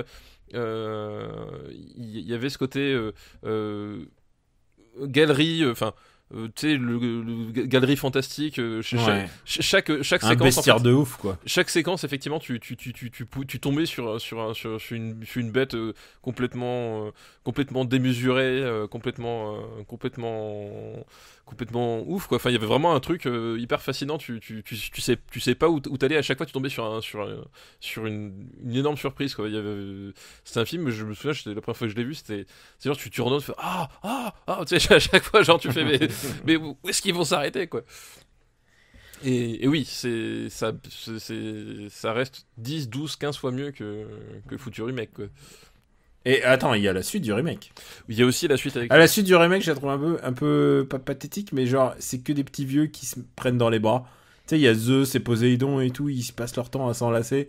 C'est rigolo de voir Liam Neeson et des autres en train de se faire des câlins avec des grosses barbes et tout. Parce que la suite, t'as le choc des titans, et la suite, c'est quoi? C'est le clash des titans. Le clash des titans, c'est ça?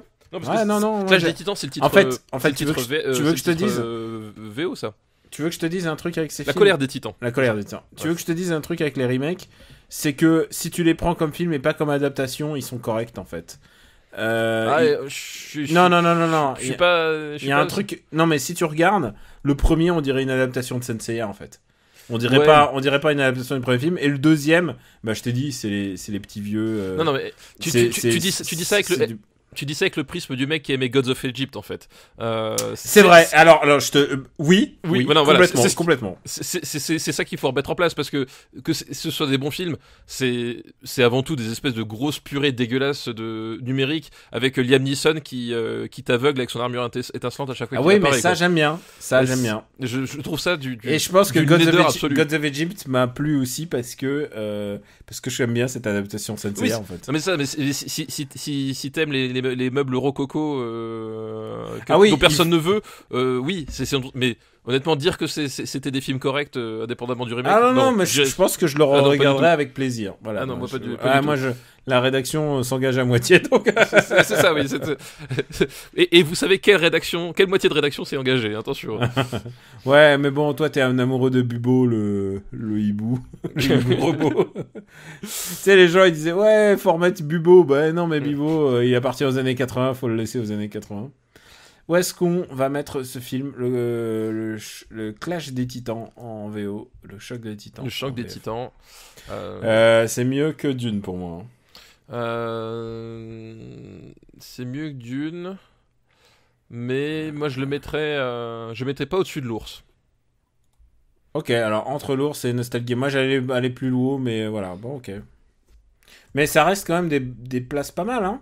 Ah bah ça reste des bonnes places, ouais. Mais genre, il y a Spaceballs au-dessous, il y a... Il y a Hellraiser. Voilà. La Tentation du Christ. La tentation, voilà, bah, beaucoup de films de notre enfance. Est-ce que tu veux une dernière liste? Comment ça, une dernière liste? Tu sais que quand tu utilises une dernière liste, les gens vont croire que c'est... Après celle-là, il n'y en aura pas d'autres. Ah, c'est vrai. C'est cruel, Bah, ça, Daniel, il faut pas faire ça. La dernière liste d'aujourd'hui. Alors, je vais te laisser le choix. C'est deux listes des années 80, bien évidemment. Une liste gros muscles ou une liste spatiale. Et honnêtement, spatiale, ça peut valoir le coup, je crois. Ah bah écoute, spatial, et je vais te faire plaisir.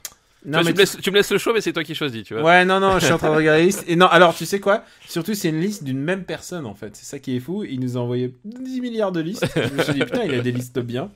Et surtout, c'est des listes où pas forcément les gens ont pas forcément... Ne vont pas sur ce terrain-là, c'est ça? Ouais, plus ou moins, ouais. D'accord, je vois. Alors, cette liste qu'on a choisie, où je t'ai influencé, Oui, je vois. il s'appelle Vers l'infini et l'au-delà. Et c'est une liste qui nous est envoyée par Marc Candou.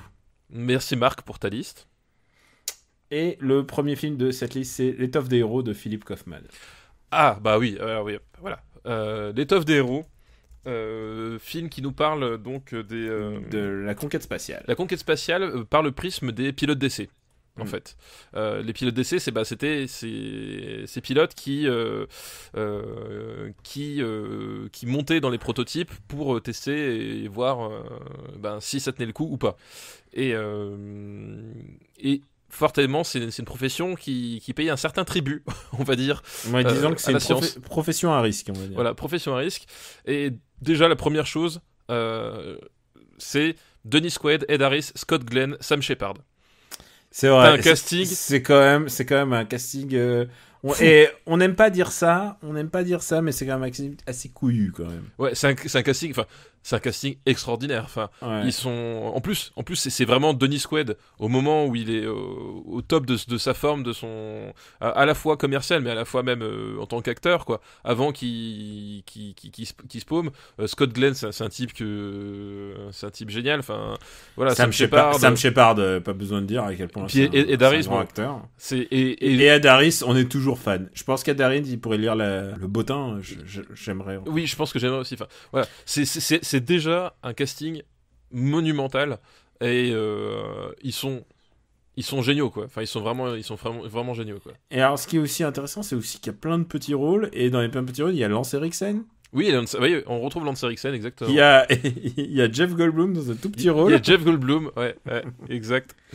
Et ce qui est intéressant, donc Sam Shepard joue le rôle de Chuck Yeager. Chuck Yeager qui est donc le premier homme à avoir franchi la mur du son. C'est des faits historiques, c'est based on a true story. Chuck Yeager fait aussi un caméo, il fait un caméo dans le film, puisque plusieurs des personnes des vraies personnes qui ont existé en font des petits clins d'œil. Ils sont vénérés aux États-Unis. On ne plaisante pas avec Chuck Yeager. Chuck Yeager est un héros national. Oui, comme on l'a dit. En plus, faut remettre le contexte. C'était le contexte de post-Seconde Guerre mondiale, de la pleine guerre froide. Voilà, on était en plein dedans.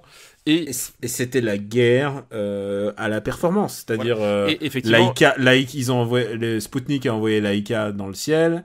Et eux, ils s'occupaient du Mach 1, Mach 2, voilà, c'était la course à la vitesse. C'était la course à la vitesse, la course à la performance, voilà. C'était le moment où, justement, l'aéronautique et l'aérospatiale, c'était au moins autant des performances technologiques que des performances idéologiques. Voilà, le but, c'était de montrer que, ok, les Russes ont envoyé le Sputnik en premier, ils ont envoyé le premier être vivant hors de terre, à nous de faire mieux. Yuri Gagarin. Voilà. Oui, mais même avant, Laika, c'est eux qui avaient envoyé Laika avant. Laika et ensuite Yuri Gagarin. Ouais. Oui, les Russes avaient une certaine avance. Il y avait une certaine avance. Et pour avoir beaucoup parlé avec des Ruskov immigrés et aussi qui ont fui l'URSS, ils étaient quand même obstinés sur un truc, c'était on n'avait pas besoin d'aller sur la Lune. Et à chaque fois, et à toutes les conversations qu'on a eues sur le sujet, c'était genre, on n'avait pas besoin d'aller sur la Lune. Genre, sans déconner, les mecs, vous y serez allés. Ouais, c'est... Donc, Et tu vois, même les Russes ont une espèce de patriotisme de cette période assez intense et il faut pas leur rappeler marcher sur la Lune. Et c'était pour le coup c'était des trucs extraordinaires parce que on dépassait des frontières inimaginables, voilà. Donc c'était voilà, c'était pas étonnant que ces types-là soient devenus des vrais héros parce que clairement sans ce qu'ils ont accompli, Neil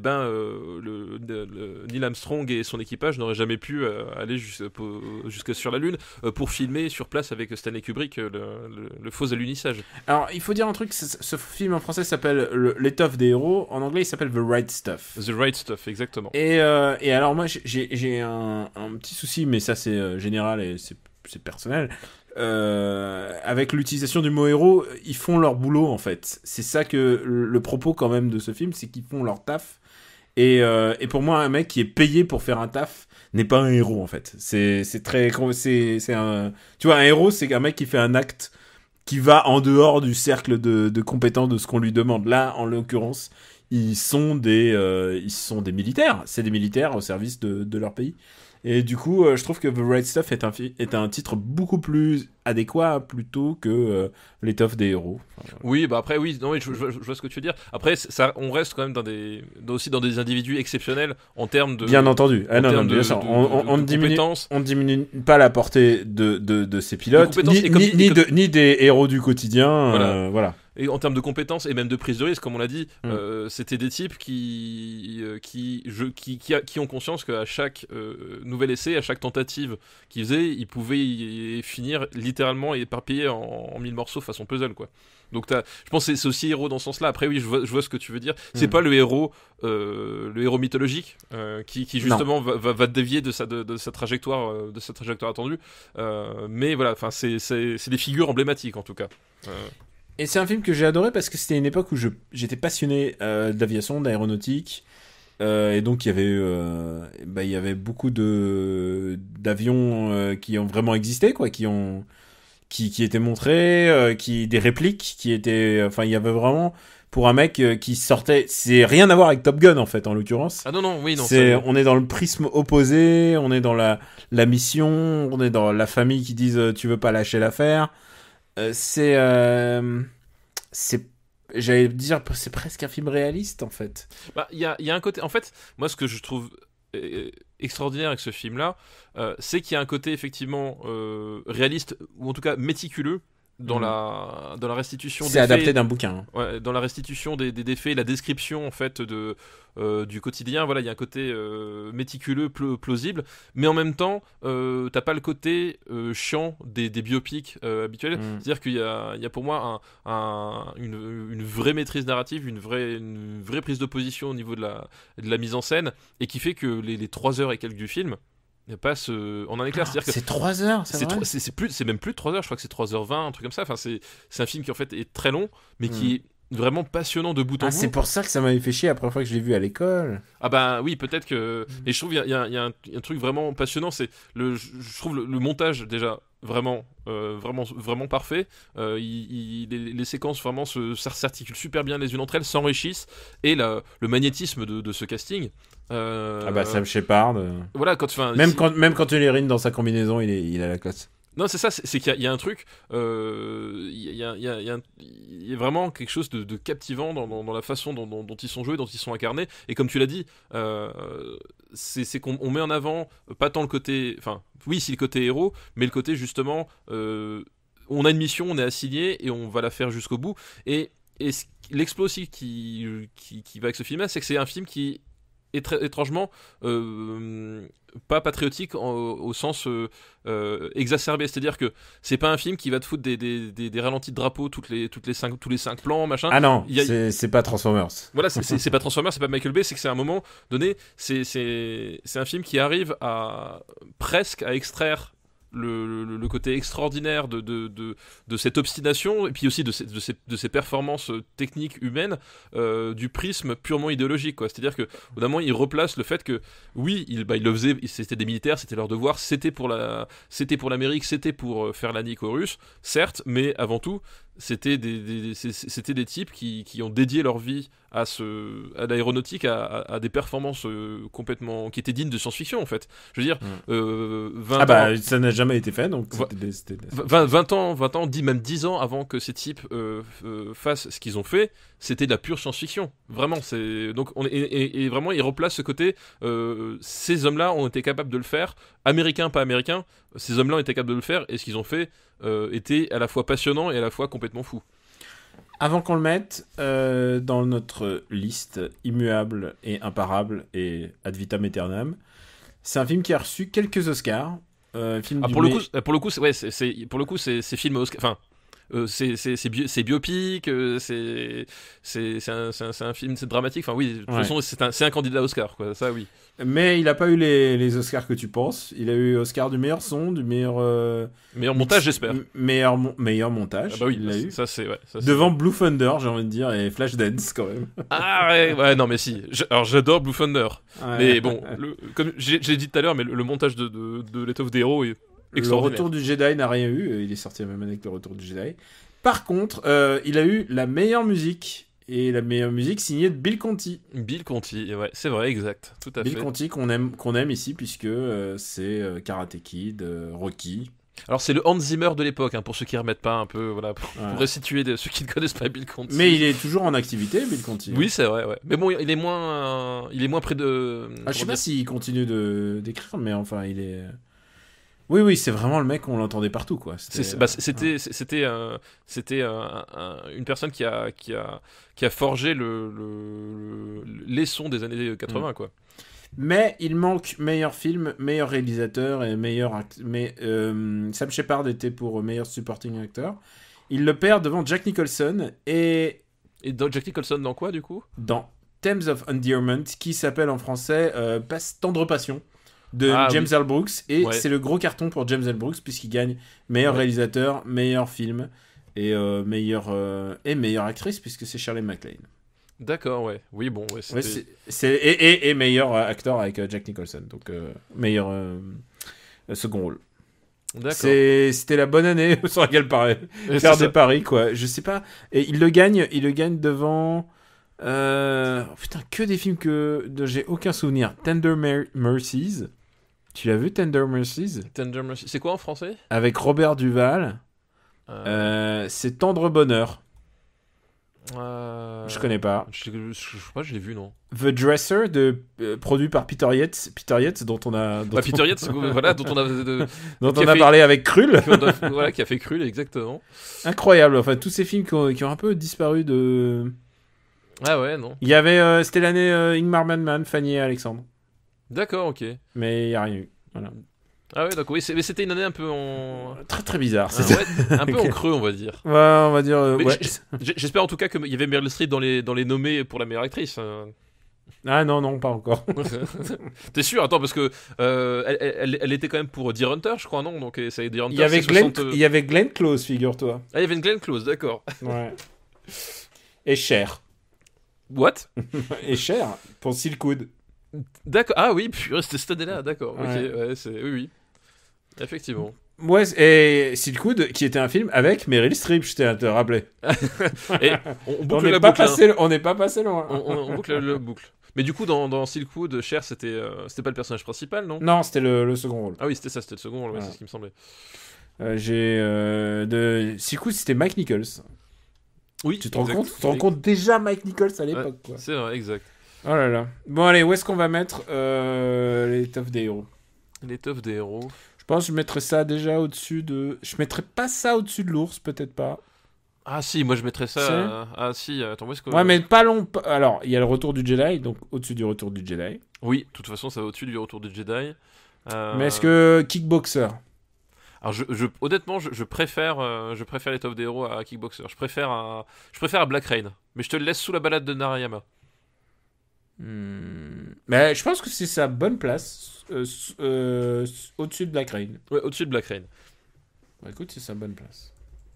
Ah, mais c'est pareil, je l'avais regardé beaucoup de fois quand j'étais plus jeune, mais j'ai envie de le revoir. Purée, en fait, je vais avoir une commande Amazon là, qui va débarquer, pleine de films là. Ça... Putain, ce qui est ouf, c'est que t'as jamais de rattrapage à faire, toi, c'est ouf. Oh si, j'en ai eu quelques-uns. Ouais, mais bon, là, il y en a pas eu. Alors, est-ce que tu vas avoir un rattrapage à faire sur Outland de Peter Hayam? Ah, absolument pas, je connais Outland, avec Sean Connery, figure-toi. Eh ben ouais, évidemment.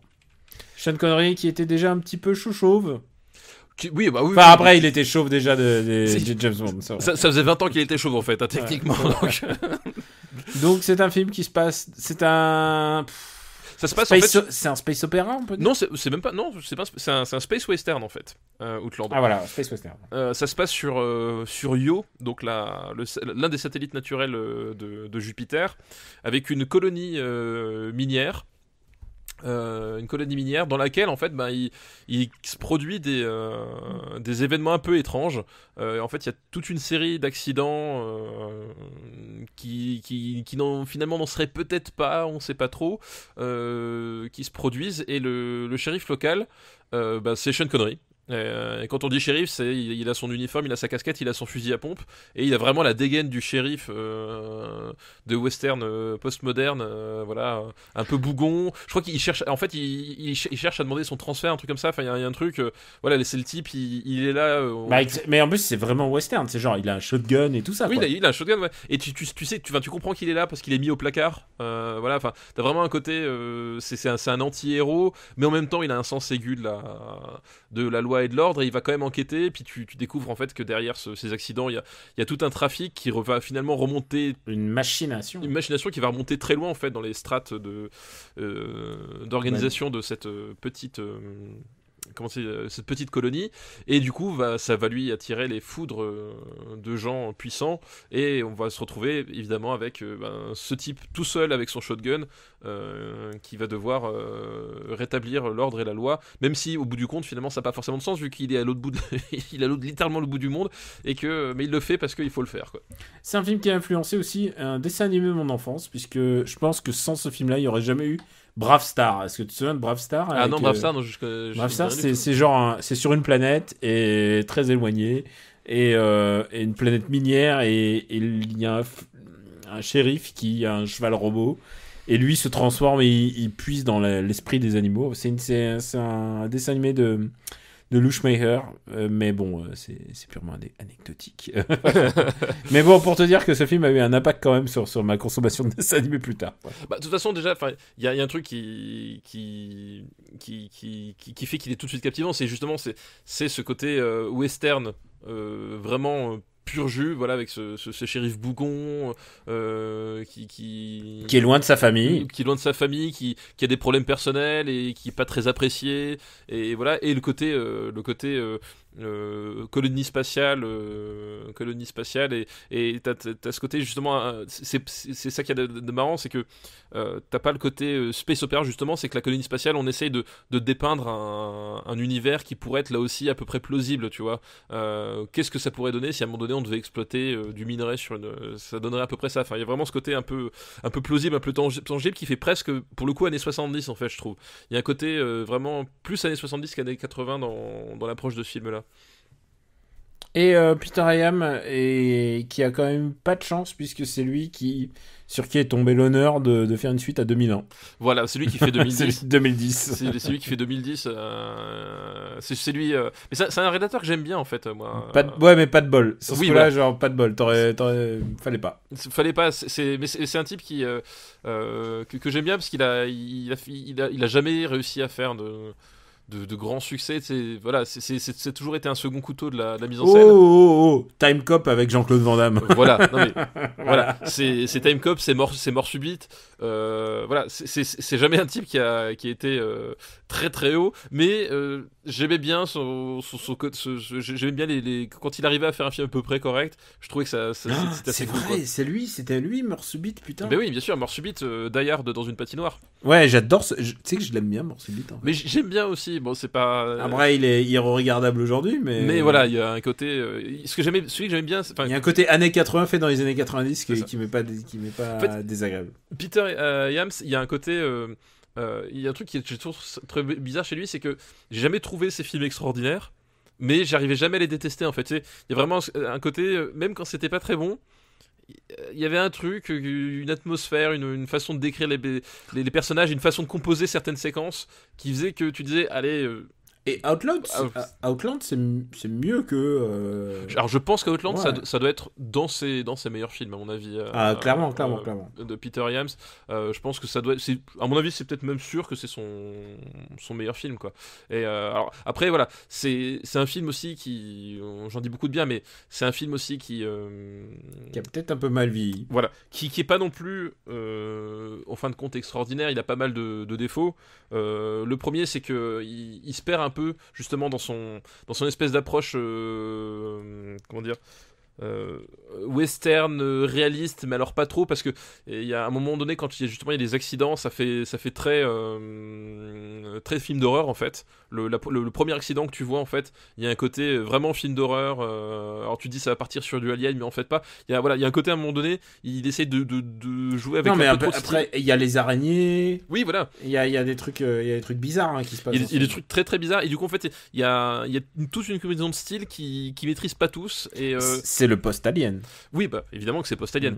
Et tu sens, et tu le sens, et qui maîtrise pas complètement, et en même temps tu vois qu'il a pas non plus des tonnes de moyens, donc il y a un côté vraiment un peu un peu comment dire patchwork qui est pas super maîtrisé, et clairement, enfin pour moi au milieu du film, à un moment donné, j'ai l'impression qu'il sait plus du tout où est-ce qu'il va.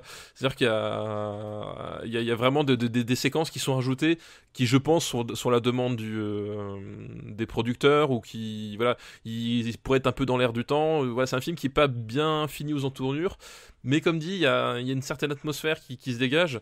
Et il y a des séquences qui fonctionnent plutôt bien, même si elles ont vieilli. Enfin, les effets spéciaux, ça fait partie des films qui ont mal vieilli, voilà, c'est autant le dire tout de suite. Vous allez pas être renversé. Il y a des trucs expérimentaux. Hein. Oui, des trucs, voilà, mais vous allez pas être genre renversé. Les caméras. Je me souviens qu'il y a des trucs, des effets d'optique et des trucs intéressants. Voilà, c'est ça. Mais aujourd'hui, on trouve ça ringard. Tu trouves ça ringard. C'est un film qui est sorti. Ça a du charme. C'est un film qui est sorti la même année que l'Empire contre-attaque, et en termes d'effets spéciaux purs, bon. On n'est pas du tout dans la même catégorie, et ça se sent. Mais effectivement, comme tu dis, il y a un côté, parfois, recherche de mise en scène qui fonctionne, et des fois ça tombe complètement à plat, et d'autres fois ça fonctionne plutôt bien. Et ce qui fait que c'est un film qui est plus attachant, je trouve, que vraiment bon en fait, tu vois. Il y a un côté branque-ballant, il y a un côté vieillot, mais qui reste intéressant, qui peut te capter de façon un peu assez régulière, et qui fait que finalement tu vas jusqu'au bout sans trouver ça génial, mais en te disant ah ouais, ça passe, quoi. Où est-ce qu'on va le mettre du coup? Je crois que notre barrière maintenant, j'ai envie de dire notre over the top, maintenant c'est devenu l'ours. Oui, c'est vrai qu'on on fait beaucoup référence à l'ours. D'ailleurs, j'ai oublié de le dire, mais moi quand tu me dis Peter Hyams, en fait maintenant je pense forcément à John Hyams, son fils. Qui est le réalisateur de Day of Reckoning Universal Soldier. Ah, mais c'est vrai. Mais il avait pas travaillé dessus lui-même? Genre, il avait pas fait la prod ou quelque chose comme ça? De qui? Peter ou le père? Le père, si, je crois qu'il y avait effectivement une implication du père dedans. Genre, ça m'étonnerait pas qu'il ait fait la photo ou quelque chose comme ça. Voilà, mais du coup, voilà, John Hyams qui donc il le forme fils, son fils. voilà, oh. qui a fait, je pense le meilleur épisode de la saga Universal Soldier, quoi. Vrai ou pas? Ouais, c'est vrai. Non, mais c'est vrai ou pas? Et c'est même pas cynique, c'est-à-dire que c'est même pas au sens Universal Soldier, c'est des films pourris, bon, d'accord, oui, mais genre son Universal Soldier Day of Reckoning, je le trouve bon au premier degré, quoi. Ouais, il y a vraiment un truc dans la mise en scène, dans la narration, enfin il y a vraiment un truc hyper réussi en fait. Non, mais... Donc c'est une reco cachée, hein, voilà. Voilà, c'est une reco cachée. C'est une reco cachée, Universal Soldier de Day of Reckoning. Vraiment, regardez-le, quoi. Ouais, comme ça, ils auront deux... Moi c'est revoir le nouveau choc des Titans, et toi, voilà, exactement, voilà. Chacun aura son Les spectre. gens vont comprendre qu'on a aussi des goûts un peu pour Axe. Ah bah, on a, comment dire, des goûts tranchés, voilà. On est radicaux. On est radicaux, on a des univers, voilà. Alors, où est-ce qu'on le met ? Alors tu vois, à film brinque-ballant... Dune ? Non, je mettrais quand même Dune au-dessus. Ouais. Non, je mettrais ça au-dessus de Amityville 2. Moi, j'allais dire entre Master of Universe et Top Gun. Oh, écoute, je te la laisse. C'est pas une grosse lutte qu'on est en train de faire. Oui, c'est pas... Et alors là, on a mis Outland, donc il est vers les 105e. On va passer au dernier film. Ah. Qui est... Alors attention, c'est un film de Nicolas Meyer. Ouais. Star Trek 2, La colère de Khan. The Wrath of Khan. Star Trek 2, La colère de Khan. Alors, c'est un film, moi, en fait, quand je l'ai vu la première fois, j'ai pas compris ce qui se passait. Parce que il faut savoir ce qui se passe. Voilà, c'est un peu le défaut et la qualité de ce film-là, c'est que Khan, en question... Il faut être un Trekkie. Il faut être un Trekkie parce que, honnêtement, il débarque, tu ne comprends pas pourquoi est-ce qu'il en veut déjà. C'est un point qui est super chelou, mais vraiment, il débarque et genre il leur en veut à mort et le type c'est un pitbull. C'est vraiment un pitbull et tu n'as aucune information sur pourquoi est-ce qu'il agit comme ça. C'est juste quand tu regardes le film et que tu connais pas Star Trek, c'est juste un mec qui vient qui fait je suis méchant parce que enfin vraiment je suis méchant. C'est très comme ça quoi. C'est vraiment comme ça et c'est super déstabilisant parce que ouais, tu comprends pas, tu te dis ok, où est-ce qu'ils veulent en venir quoi. Et donc en fait effectivement pour comprendre ce qui se passe, il est recommandé de connaître un tout petit peu l'univers de Star Trek, parce que ça fait des références à des épisodes en particulier quoi, Voilà, donc voilà, donc ça c'est le premier point. Donc quand t'es vraiment à fond dedans, un fan de Star Trek et que ce film là débarque, tu t'arrives pas avec la même optique qu'un profane quoi. Contrairement au premier film Star Trek que tu pouvais regarder de façon complètement indépendante, mais te faire chier quoi qu'il arrive, parce que le premier film, on le rappellera, il est vraiment nul. Nul, alors j'irais pas jusqu'à dire nul, mais disons que c'est pas un film extrêmement passionnant. Il y a un côté hypnotique qui peut fonctionner, mais bon, globalement, voilà, on sait pas le haut du panier, on va dire, en termes de space opéra, quoi. Et en plus, j'ai une affection pour Meyer parce qu'il a réalisé un de mes films de Sherlock Holmes préférés, The 7% Solution. Ah oui, tout à fait, oui. Et donc, du coup, quoi qu'il arrive, j'aurais de l'affect pour ce mec. Et alors, il semble, et ça j'ai compris plus tard, que j'ai croisé ce type en fait, puisque j'ai été sur le set de Star Trek 4 en fait. D'accord. Cette année-là, j'étais à San Francisco. J'étais tout petit, hein, t'imagines. Oui, et là, on me fait regarde, il y a le tournage de Star Trek, et je suis allé voir, et voilà. Mais je suis pas rentré sur le on-set, mais donc du coup. Star Trek 4 qui est un peu l'épisode tout pourri. Oui, c'est l'épisode avec les baleines. C'est l'épisode, c'est un peu le Superman 3 de Star Trek. Ouais, c'est celui qui est réalisé par Leonard Nimoy. Oui, exactement. Voilà. Mais lui, il était scénariste sur Star Trek 4 quoi. Donc on lui a fait ça. On lui a taillé sa boutonnière, comme on dit. Non, mais j'aime bien Nicolas Meyer. Je trouve que c'est un mec qui tu parlais des makers, tu parlais d'Outland avant. Je pense Exactement. Que c'est un gars qui aime le ciné. Et il s'est retrouvé dans un gros studio à faire des. On lui demande Star Trek. Alors il fait des Star Trek. Il en a fait plusieurs. Non, je sais pas. Je crois pas. Il a fait 15. Non, il a fait Star Trek 6. Il a fait le 6, ouais, c'est ça. Voilà. Il a fait le 6. Après, oui, t'avais dit, il avait scénarisé le 4. Je sais plus, oui, mais oui, oui, je crois que ça s'arrêtait là, quoi. Ah, mais attends, je dis des conneries, il est scénariste de 7%. C'est Herbert Ross, le réalisateur de. Ah, d'accord, oui, il est que scénariste, d'accord. Ouais, d'accord. Mais il a mon respect quand même. Voilà, mais ça n'enlève pas tout le respect que tu lui dois.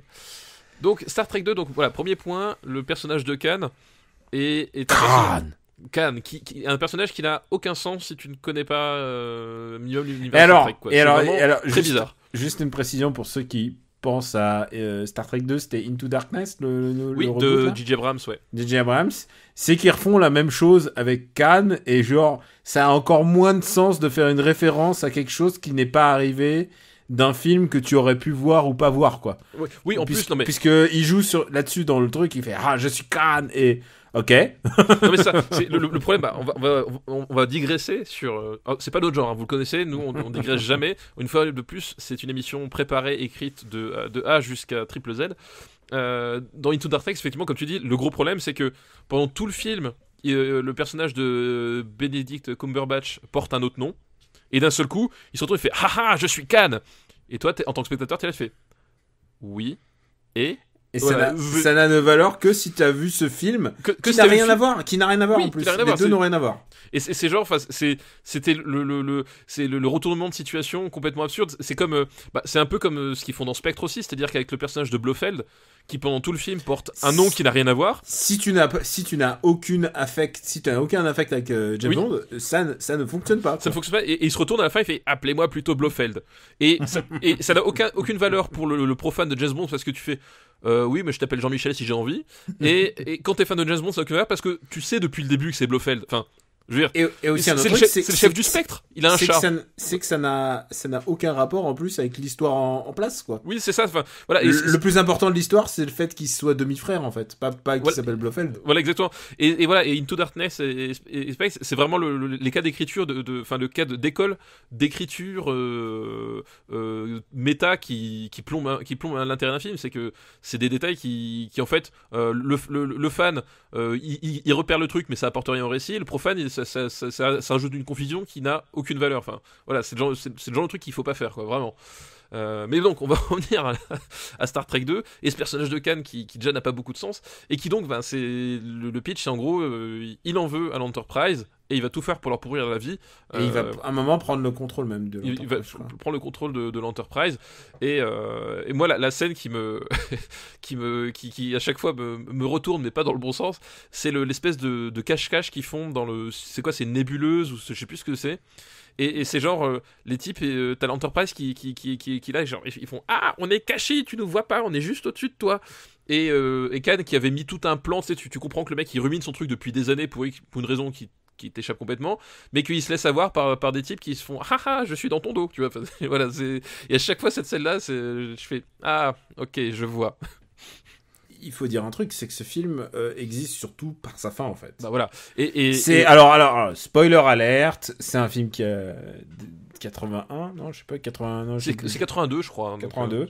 Donc, voilà, spoiler alerte, mais sachez-le, à la fin, il y a un des personnages, un des membres de l'Enterprise qui se sacrifie. Voilà. Il y a la scène, en fait, vraiment pour moi, c'est la scène du film. Enfin, c'est la scène qui sauve tout le film parce que pour le coup, cette scène-là, elle est extraordinaire. Elle me file des frissons encore. Elle est vraiment en termes de mise en scène, en termes d'écriture, en termes de montage. Enfin, il y a vraiment, elle est extraordinaire. Je pense que justement, tu parlais du fait que que Nicolas Meyer c'était un type qui aimait le cinéma.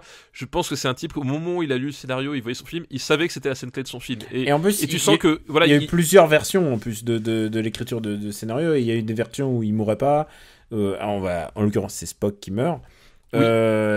Et du coup, ils ont décidé au dernier moment que ça allait être vraiment la bonne.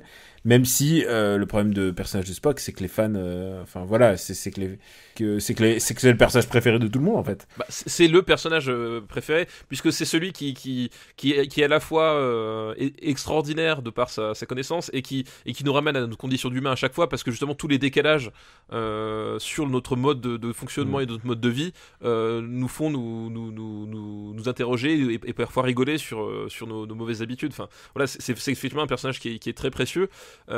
Pour le public et il va connaître spoiler alert, on va parler de la suite mais il va connaître le syndrome Sherlock Holmes, c'est-à dire que finalement voilà, en fait, il est vivant et le syndrome Sherlock Holmes, c'est Arthur Conan Doyle qui veut passer à autre chose, qui tue Sherlock Holmes lors de l'affrontement des chutes de Reichenbach contre Moriarty, sauf que l'éditeur il fait alors écoute Pépère, t'es gentil mais on en a vendu des charrettes entières de ton truc, donc Sherlock Holmes il va revenir. Tu démerdes comme tu veux, mais Sherlock Holmes n'est pas mort. Et lors de l'affaire suivante, il est là. Et lors de l'affaire suivante, il revient. Et là, c'est exactement ce qui se passe ici, c'est que cette fin-là est écrasée par le troisième film qui va venir, où le but c'est, on va chercher Spock parce qu'il est toujours en vie. Donc voilà, c'est quand les fanboys... Autant vous dire que le troisième est moins bien.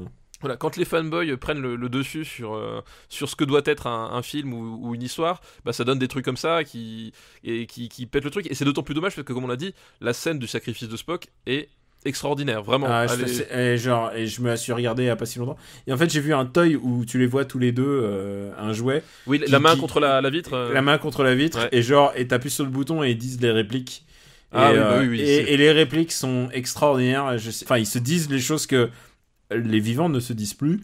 Et comme Spock est condamné, il lui dit c'est leur amour en fait, c'est leur amour. C'est exactement ça. Enfin, c'est partie des choses les plus émouvantes que deux hommes peuvent se dire. Voilà. Et encore, j'insiste aussi, c'est que c'est une scène qui fonctionne et qui garde sa puissance même quand t'es pas fan de Star Trek. Voilà. Oui, c'est-à-dire que tu comprends avec le cheminement du film, c'est que de toute manière. Faut le dire un truc, c'est que Leonard Nimoy est un acteur. Autant Shatner est un. C'est un sagouin. Oui. Il joue comme un sagouin, il réalise comme un sagouin. Il chante comme un sagouin. Mais ça le rend pas moins sympathique. C'est un mec adorable. Ah oui, c'est bien sûr. Mais voilà, Leonard Nimoy, c'est un être supérieur. Exactement. En termes d'accomplissement, en termes de ce qu'il a apporté au cinéma, en termes de son humanité. Leonard Nimoy est une des figures les plus populaires du cinéma de tous les temps en fait. Et ça a beaucoup été à cause de Spock, mais aussi parce que c'est un être humain vraiment exceptionnel. Oui, puis il avait un charisme. Enfin voilà, c'était une façon de parler. Il a joué le jeu avec les fans. Oui, aussi, tout à fait. Et en même temps, il gardait quand même ses distances. Enfin, je veux dire, il faisait des caméos de Leonard Nimoy dans les Simpsons. C'est un mec extraordinaire. Voilà. Et le fait de le voir mourir à l'écran, ça a été un petit choc aussi pour les fans. Voilà. Il y a eu des fuites de scénarios, donc il y a eu des gens qui ont été au courant de ce qui allait se tramer. Mais voilà, Leonard Nimoy qui a joué un petit rôle dans, je le savais, dans Kingdom Hearts. Ah oui ? Ah non, je savais pas. Ouais. Après, il a été Transformers aussi. Hein. Oui, c'est vrai aussi. Mais voilà, donc la scène-là est vraiment extraordinaire. Elle fonctionne même si t'es pas fan de Star Trek. Voilà, enfin, il y a vraiment c'est un vrai pur moment de cinéma. Et c'est dans la catégorie amitié masculine. C'est un truc incontournable et qui fonctionne vraiment à chaque fois, quoi. Qui fout la larme à l'œil à chaque fois. Et voilà, et aussi brinque-ballant que puisse être le film avec ces histoires de vaisseaux spatiaux qui font cache-cache, vivre cette scène-là vaut le coup ça vaut le coup de voir le film pour. Je trouve que en fait la fin vaut la chandelle en fait. Voilà, la fin vaut clairement la chandelle. Et d'ailleurs, pour revenir à Into Darkness, l'erreur que fait Into Darkness, c'est que après cette fin-là, il fait un épilogue où... finalement, il meurt, mais ils refont la même épilogue, mais en fait, personne ne meurt. En fait, personne ne meurt, et puis ça se finit avec une course-poursuite où on casse la gueule à Benedict Cumberbatch. Enfin, voilà, c'est genre... les mecs, ils ont pas su s'arrêter quand c'était intéressant, quoi. Donc... Ouais, et puis alors ensuite, il y a le sang magique qui ressuscite. Et hop, oui, voilà, c'est nul. Voilà. Donc c'est... Voilà, alors que là... vraiment... Et quand j'ai vu ce film-là, j'ai fait... Putain, épisode 7, ça va être compliqué. Hein. Oui, c'est... Et l'histoire m'a donné raison. Non. Pas le classement de Super Ciné Battle, tu vois. C'est de la merde. Super Ciné Battle, ça. Mais non, épisode 7. Non, je ne suis pas du tout d'accord. Mais on va pas refaire C'était gravé dans le marbre, Daniel. Tu ne peux plus rien faire. Tu ne peux plus rien faire. Mais je ne t'entends plus. Allô. Mais donc voilà, du coup, ce Star Trek là, à mon sens, de cette période-là, s'il n'y en a qu'un seul à voir, c'est vraiment celui-là. Et surtout, arrêtez-vous là. Enfin, genre, quand tu vois le 3 et que les mecs ils partent ils se mettent même à la recherche de Spock, en fait, je crois carrément. Quel sens ça donne à la mort de Spock si tu sais que finalement il est pas mort et que son sacrifice il sacrifie pas vraiment. Enfin voilà, c'est en termes de choix d'écriture, c'est grotesque, quoi. Donc arrêtez-vous aux 2. Et où est-ce qu'on va le mettre, ce 2 ? Où est-ce qu'on va le mettre ?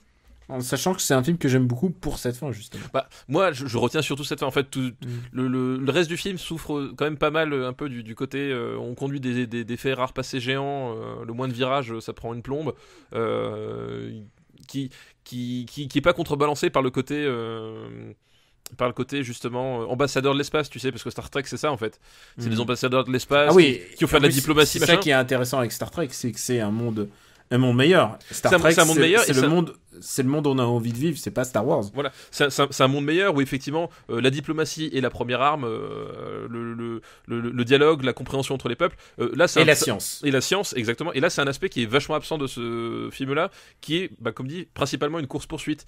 C'est un film hollywoodien. Et le problème, c'est qu'en termes de course-poursuite, c'est pas palpitant, voilà. J'ai parlé de l'épisode du cache-cache, mais globalement, c'est pas très palpitant. Le rythme s'adapte pas à ce qu'il est censé raconter et ça se traîne un peu le gland, quoi. Donc, effectivement, oui, cette fin sauve tout le film, mais sans cette fin-là, le reste du film, t'es un peu circonspect quand même. Où est-ce qu'on le met ?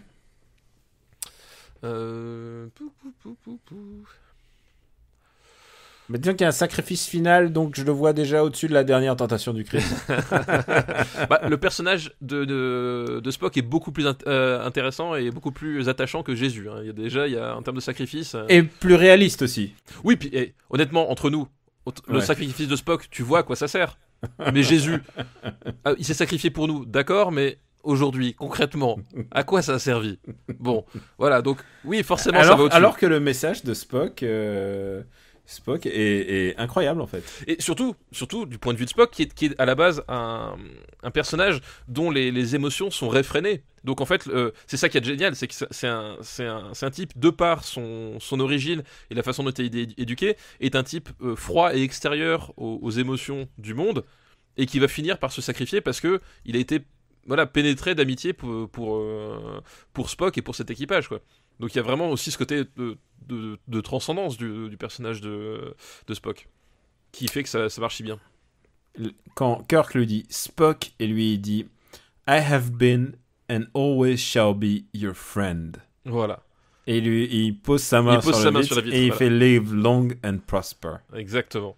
Et après s'est inquiété bien sûr de l'état de l'Enterprise, quoi. Oui, voilà. Il s'est sacrifié par l'Enterprise. Ouais. Et voilà. Donc moment extraordinaire dans un film moyen, mais moment extraordinaire quand même. Donc, mais même Khan, je trouve intéressant en fait comme perso. Enfin, moi je suis un demi-Trekkie. Hein, voilà. Non mais ça, le problème c'est que si tu le prends en termes de logique de film lui-même, Khan c'est un personnage, qui est vraiment très bizarre. Tu ne comprends pas ce qu'il fait là, tu comprends pas ses motivations. Ouais. Et effectivement, tu dis ok, ils sont pas fait chier, quoi. Enfin, non mais il y a un truc pour comprendre Khan, ce qui se passe avec Khan.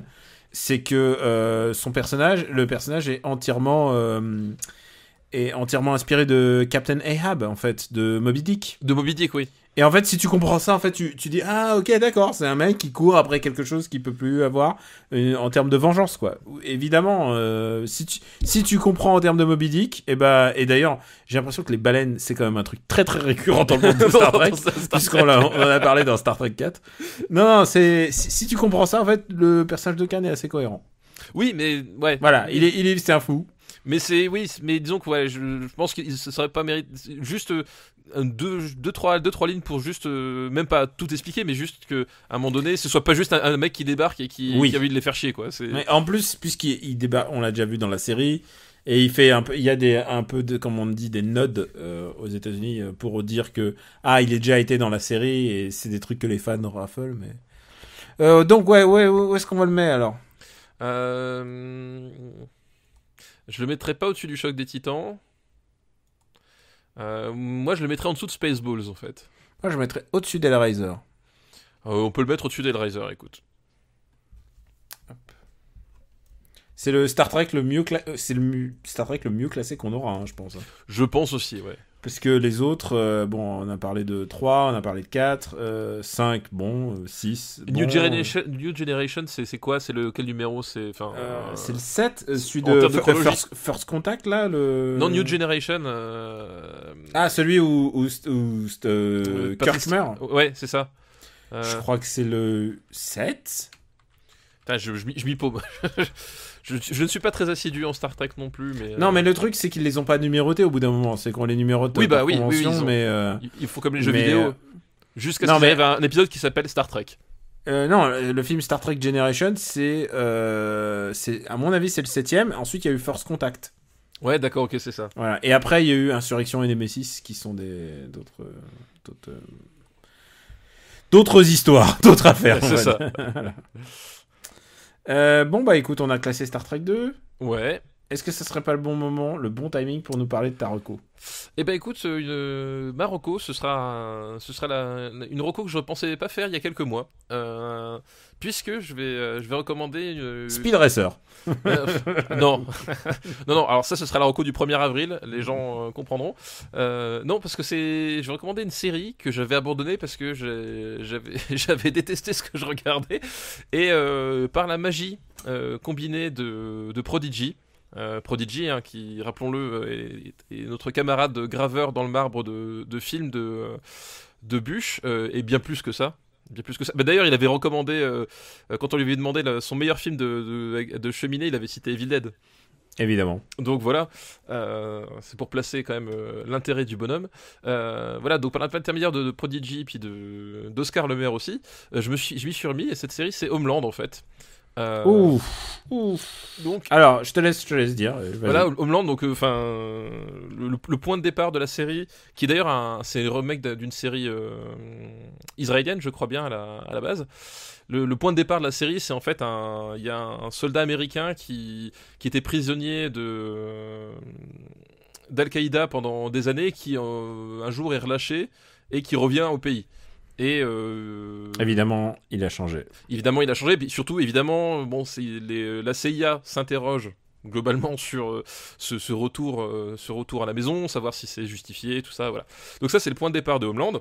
C'est un point de départ qui est vachement intéressant. Et le problème, c'est que les mecs, ils ont voulu le délayer.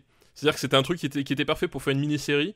Ils en ont fait une saison entière, puis 2, puis 3. Et ça tenait pas la route. Enfin, la saison 2 est atroce. La saison 4, j'ai arrêté parce que j'avais vraiment honte de regarder. Enfin, c'était ridicule. Et en fait, la saison 2, pardon, et 3. Et en fait, ce qui se passe, c'est que moi, je recommande à partir vraiment de la saison 4.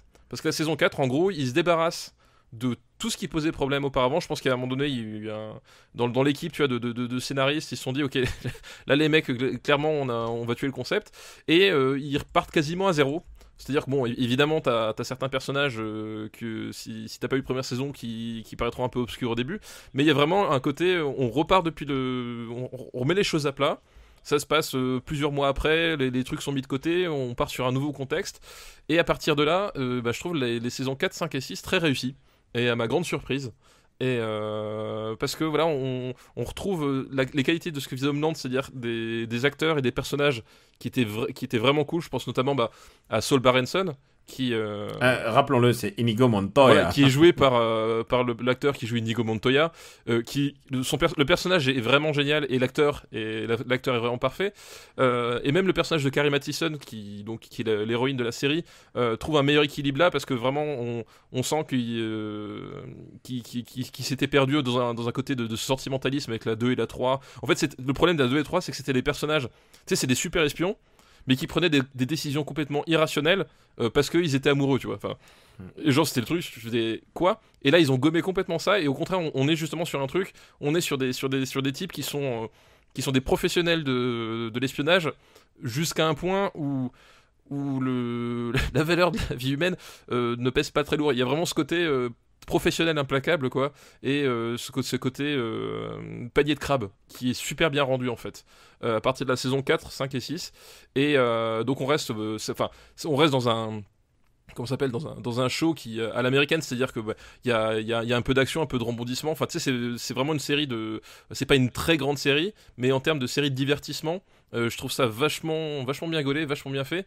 Et voilà, on s'attache vraiment à ces persos qui évoluent dans le milieu du terrorisme, etc. Et puis c'est pareil, c'est pas un film, enfin c'est pas une série patriotique exacerbée. C'est un truc où voilà, il y a à un moment donné t'as des petits arrangements à la con, t'as une bonne décision n'est jamais complètement bonne parce que t'as toujours des répercussions. Enfin, et je trouve ça plutôt bien géré et plutôt intéressant.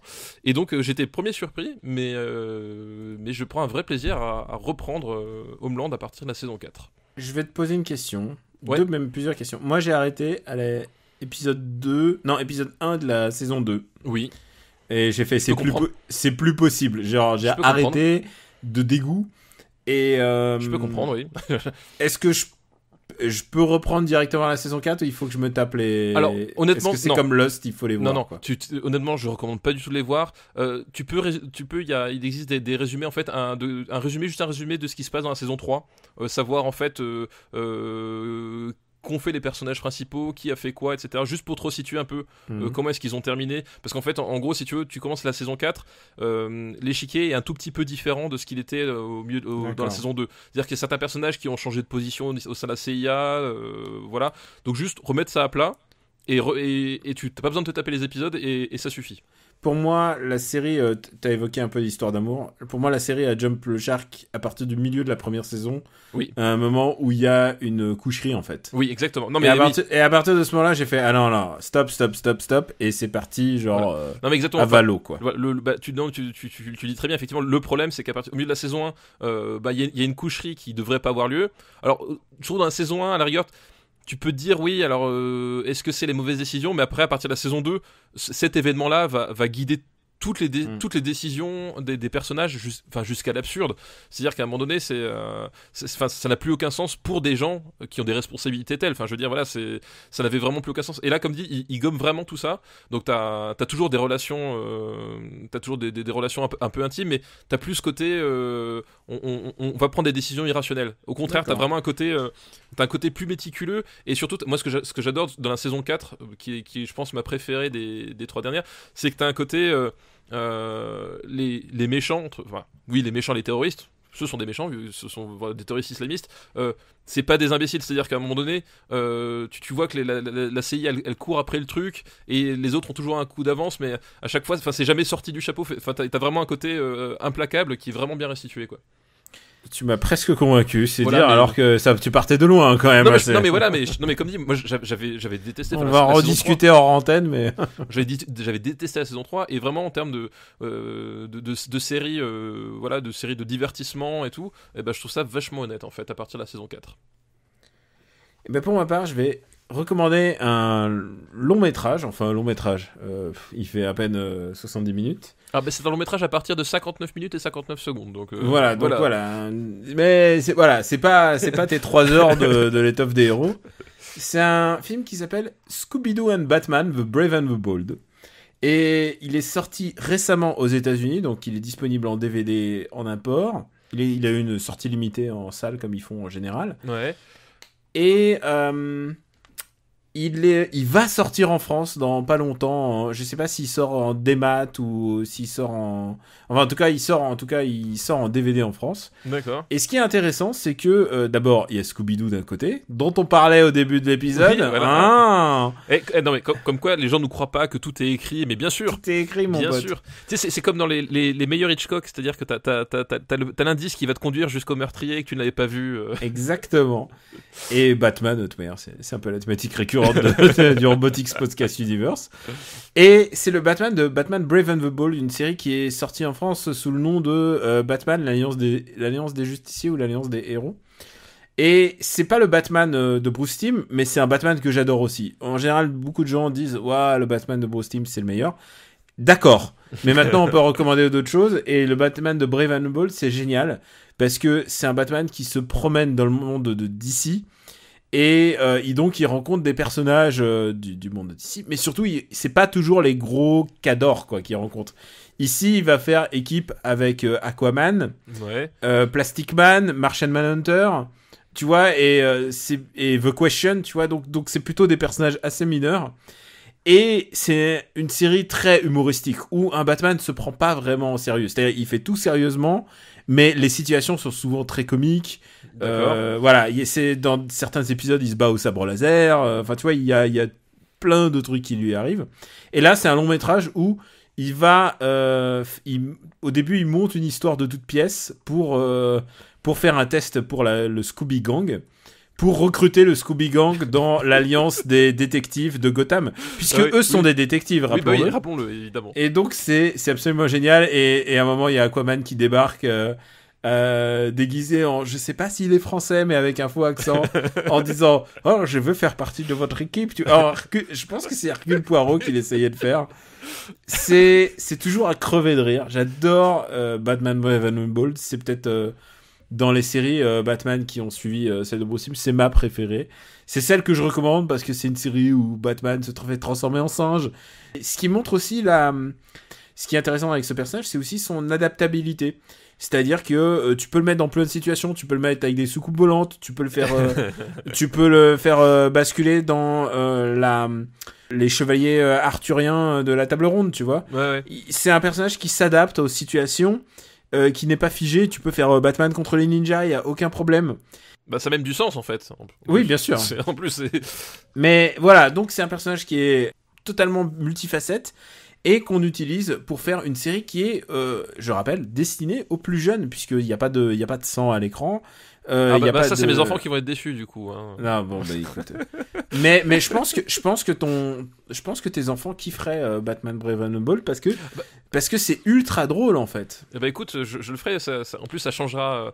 Là, ma fille, on vient de se faire le cycle des Batman de Nolan, donc on va voir toutes les facettes du personnage. Ah non, ouais, mais là, c'est vraiment un truc chouette à voir, donc je te recommande la série.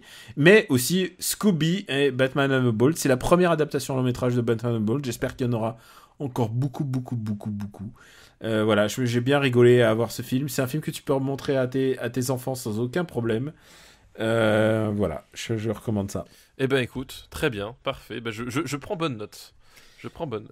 Est-ce que tu veux te présenter à nos auditeurs, nous dire où peuvent-ils te retrouver ? Eh ben écoute, sur Twitter, @gkpluginbaby, sur Gamecult, au détour d'articles, pour l'instant j'en ai pas en magasin, mais rassurez-vous, ça viendra. C'est janvier. Hein. Et c'est janvier, exactement. C'est censé être une période calme, janvier normalement dans le jeu vidéo. Et là on a un mois de janvier complètement maboule. Ouais, incroyable. Vraiment complètement maboule. Voilà, sur After Eight, dans un prochain épisode, je ne sais pas lequel, mais je viendrai sans doute. On fera un post-mortem Justice League quand je l'aurai vu, tiens. Ah, mais tu sais qu'il y a Black Panther qui sort bientôt. Oui, je sais pas si... Ah, j'ai vu Thor 3 d'ailleurs, tiens, en parlant de ça. Et alors ? Disons que, voilà. Ça sert à rien. C'est vraiment le film qui sert à rien. Il y a des trucs sympas, mais... ouais, c'est pareil, l'humour forcé, truc... Après, bon, Chris Hemsworth, j'y vais plus que jamais, d'accord. Mais ouais, bon. il est voilà. Oui. Mais il joue le même rôle que dans Ghostbusters. C'est ça. On a vu Ghostbusters, tu nous refais le même. C'est ça, exactement. Donc, bon, ouais, c'est vraiment pas Marvel inoubliable. Bref, du coup, donc j'en étais à After Eight, parle à mon Luc. On va, j'espère, bientôt enregistrer le prochain épisode. Et puis, sur Sens Critique, Plugin Papa. Voilà. Et pour moi, c'est Daniel Andreev, Camille Robotics sur Twitter. Vous pouvez me retrouver dans différents médias, je l'ai dit en général sur Twitter. Et bien entendu, After Eight, Super Ciné Battle, Parle à mon Luc, on l'espère bientôt. Et également sur MDR, l'actualité est particulière, puisque comme je disais dans le précédent épisode, je reviens de l'Alpe d'Huez. Voilà, donc exactement. On a vu des bons films et maintenant, ce qui est cool, c'est que je les ai déjà vus, donc j'ai pas à aller les voir à Paris, c'est trop bien. On vous remercie de votre fidélité.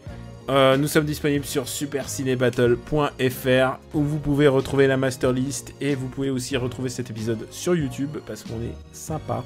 Exactement, on pense à tout le monde. Donc soyez sympas, laissez-nous sur iTunes des petites étoiles, des petites 5 étoiles, ça aide au référencement de ce podcast. Et puis surtout, parlez-en autour de vous, c'est tout ce qu'on a à ajouter. Exactement. Merci encore et on vous embrasse très fort. On vous dit à la semaine prochaine pour notre dernier épisode des années 80, n'est-ce pas ?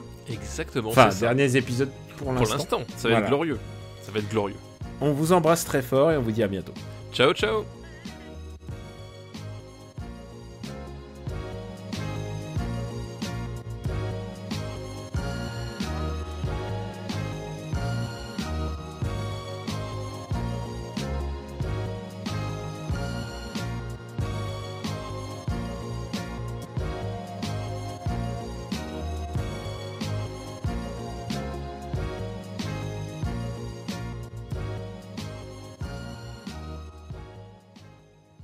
Spock!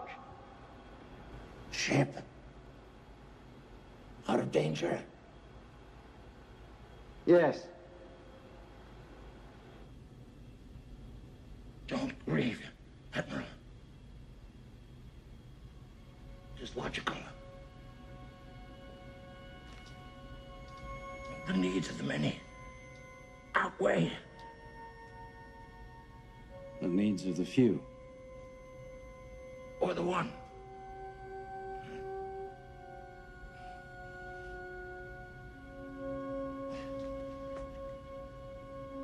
I never took the Kobayashi Maru test.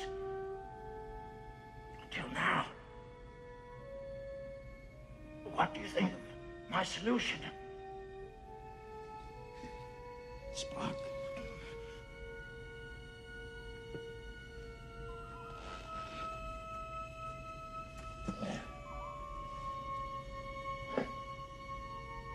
I have been, and always shall be, your friend.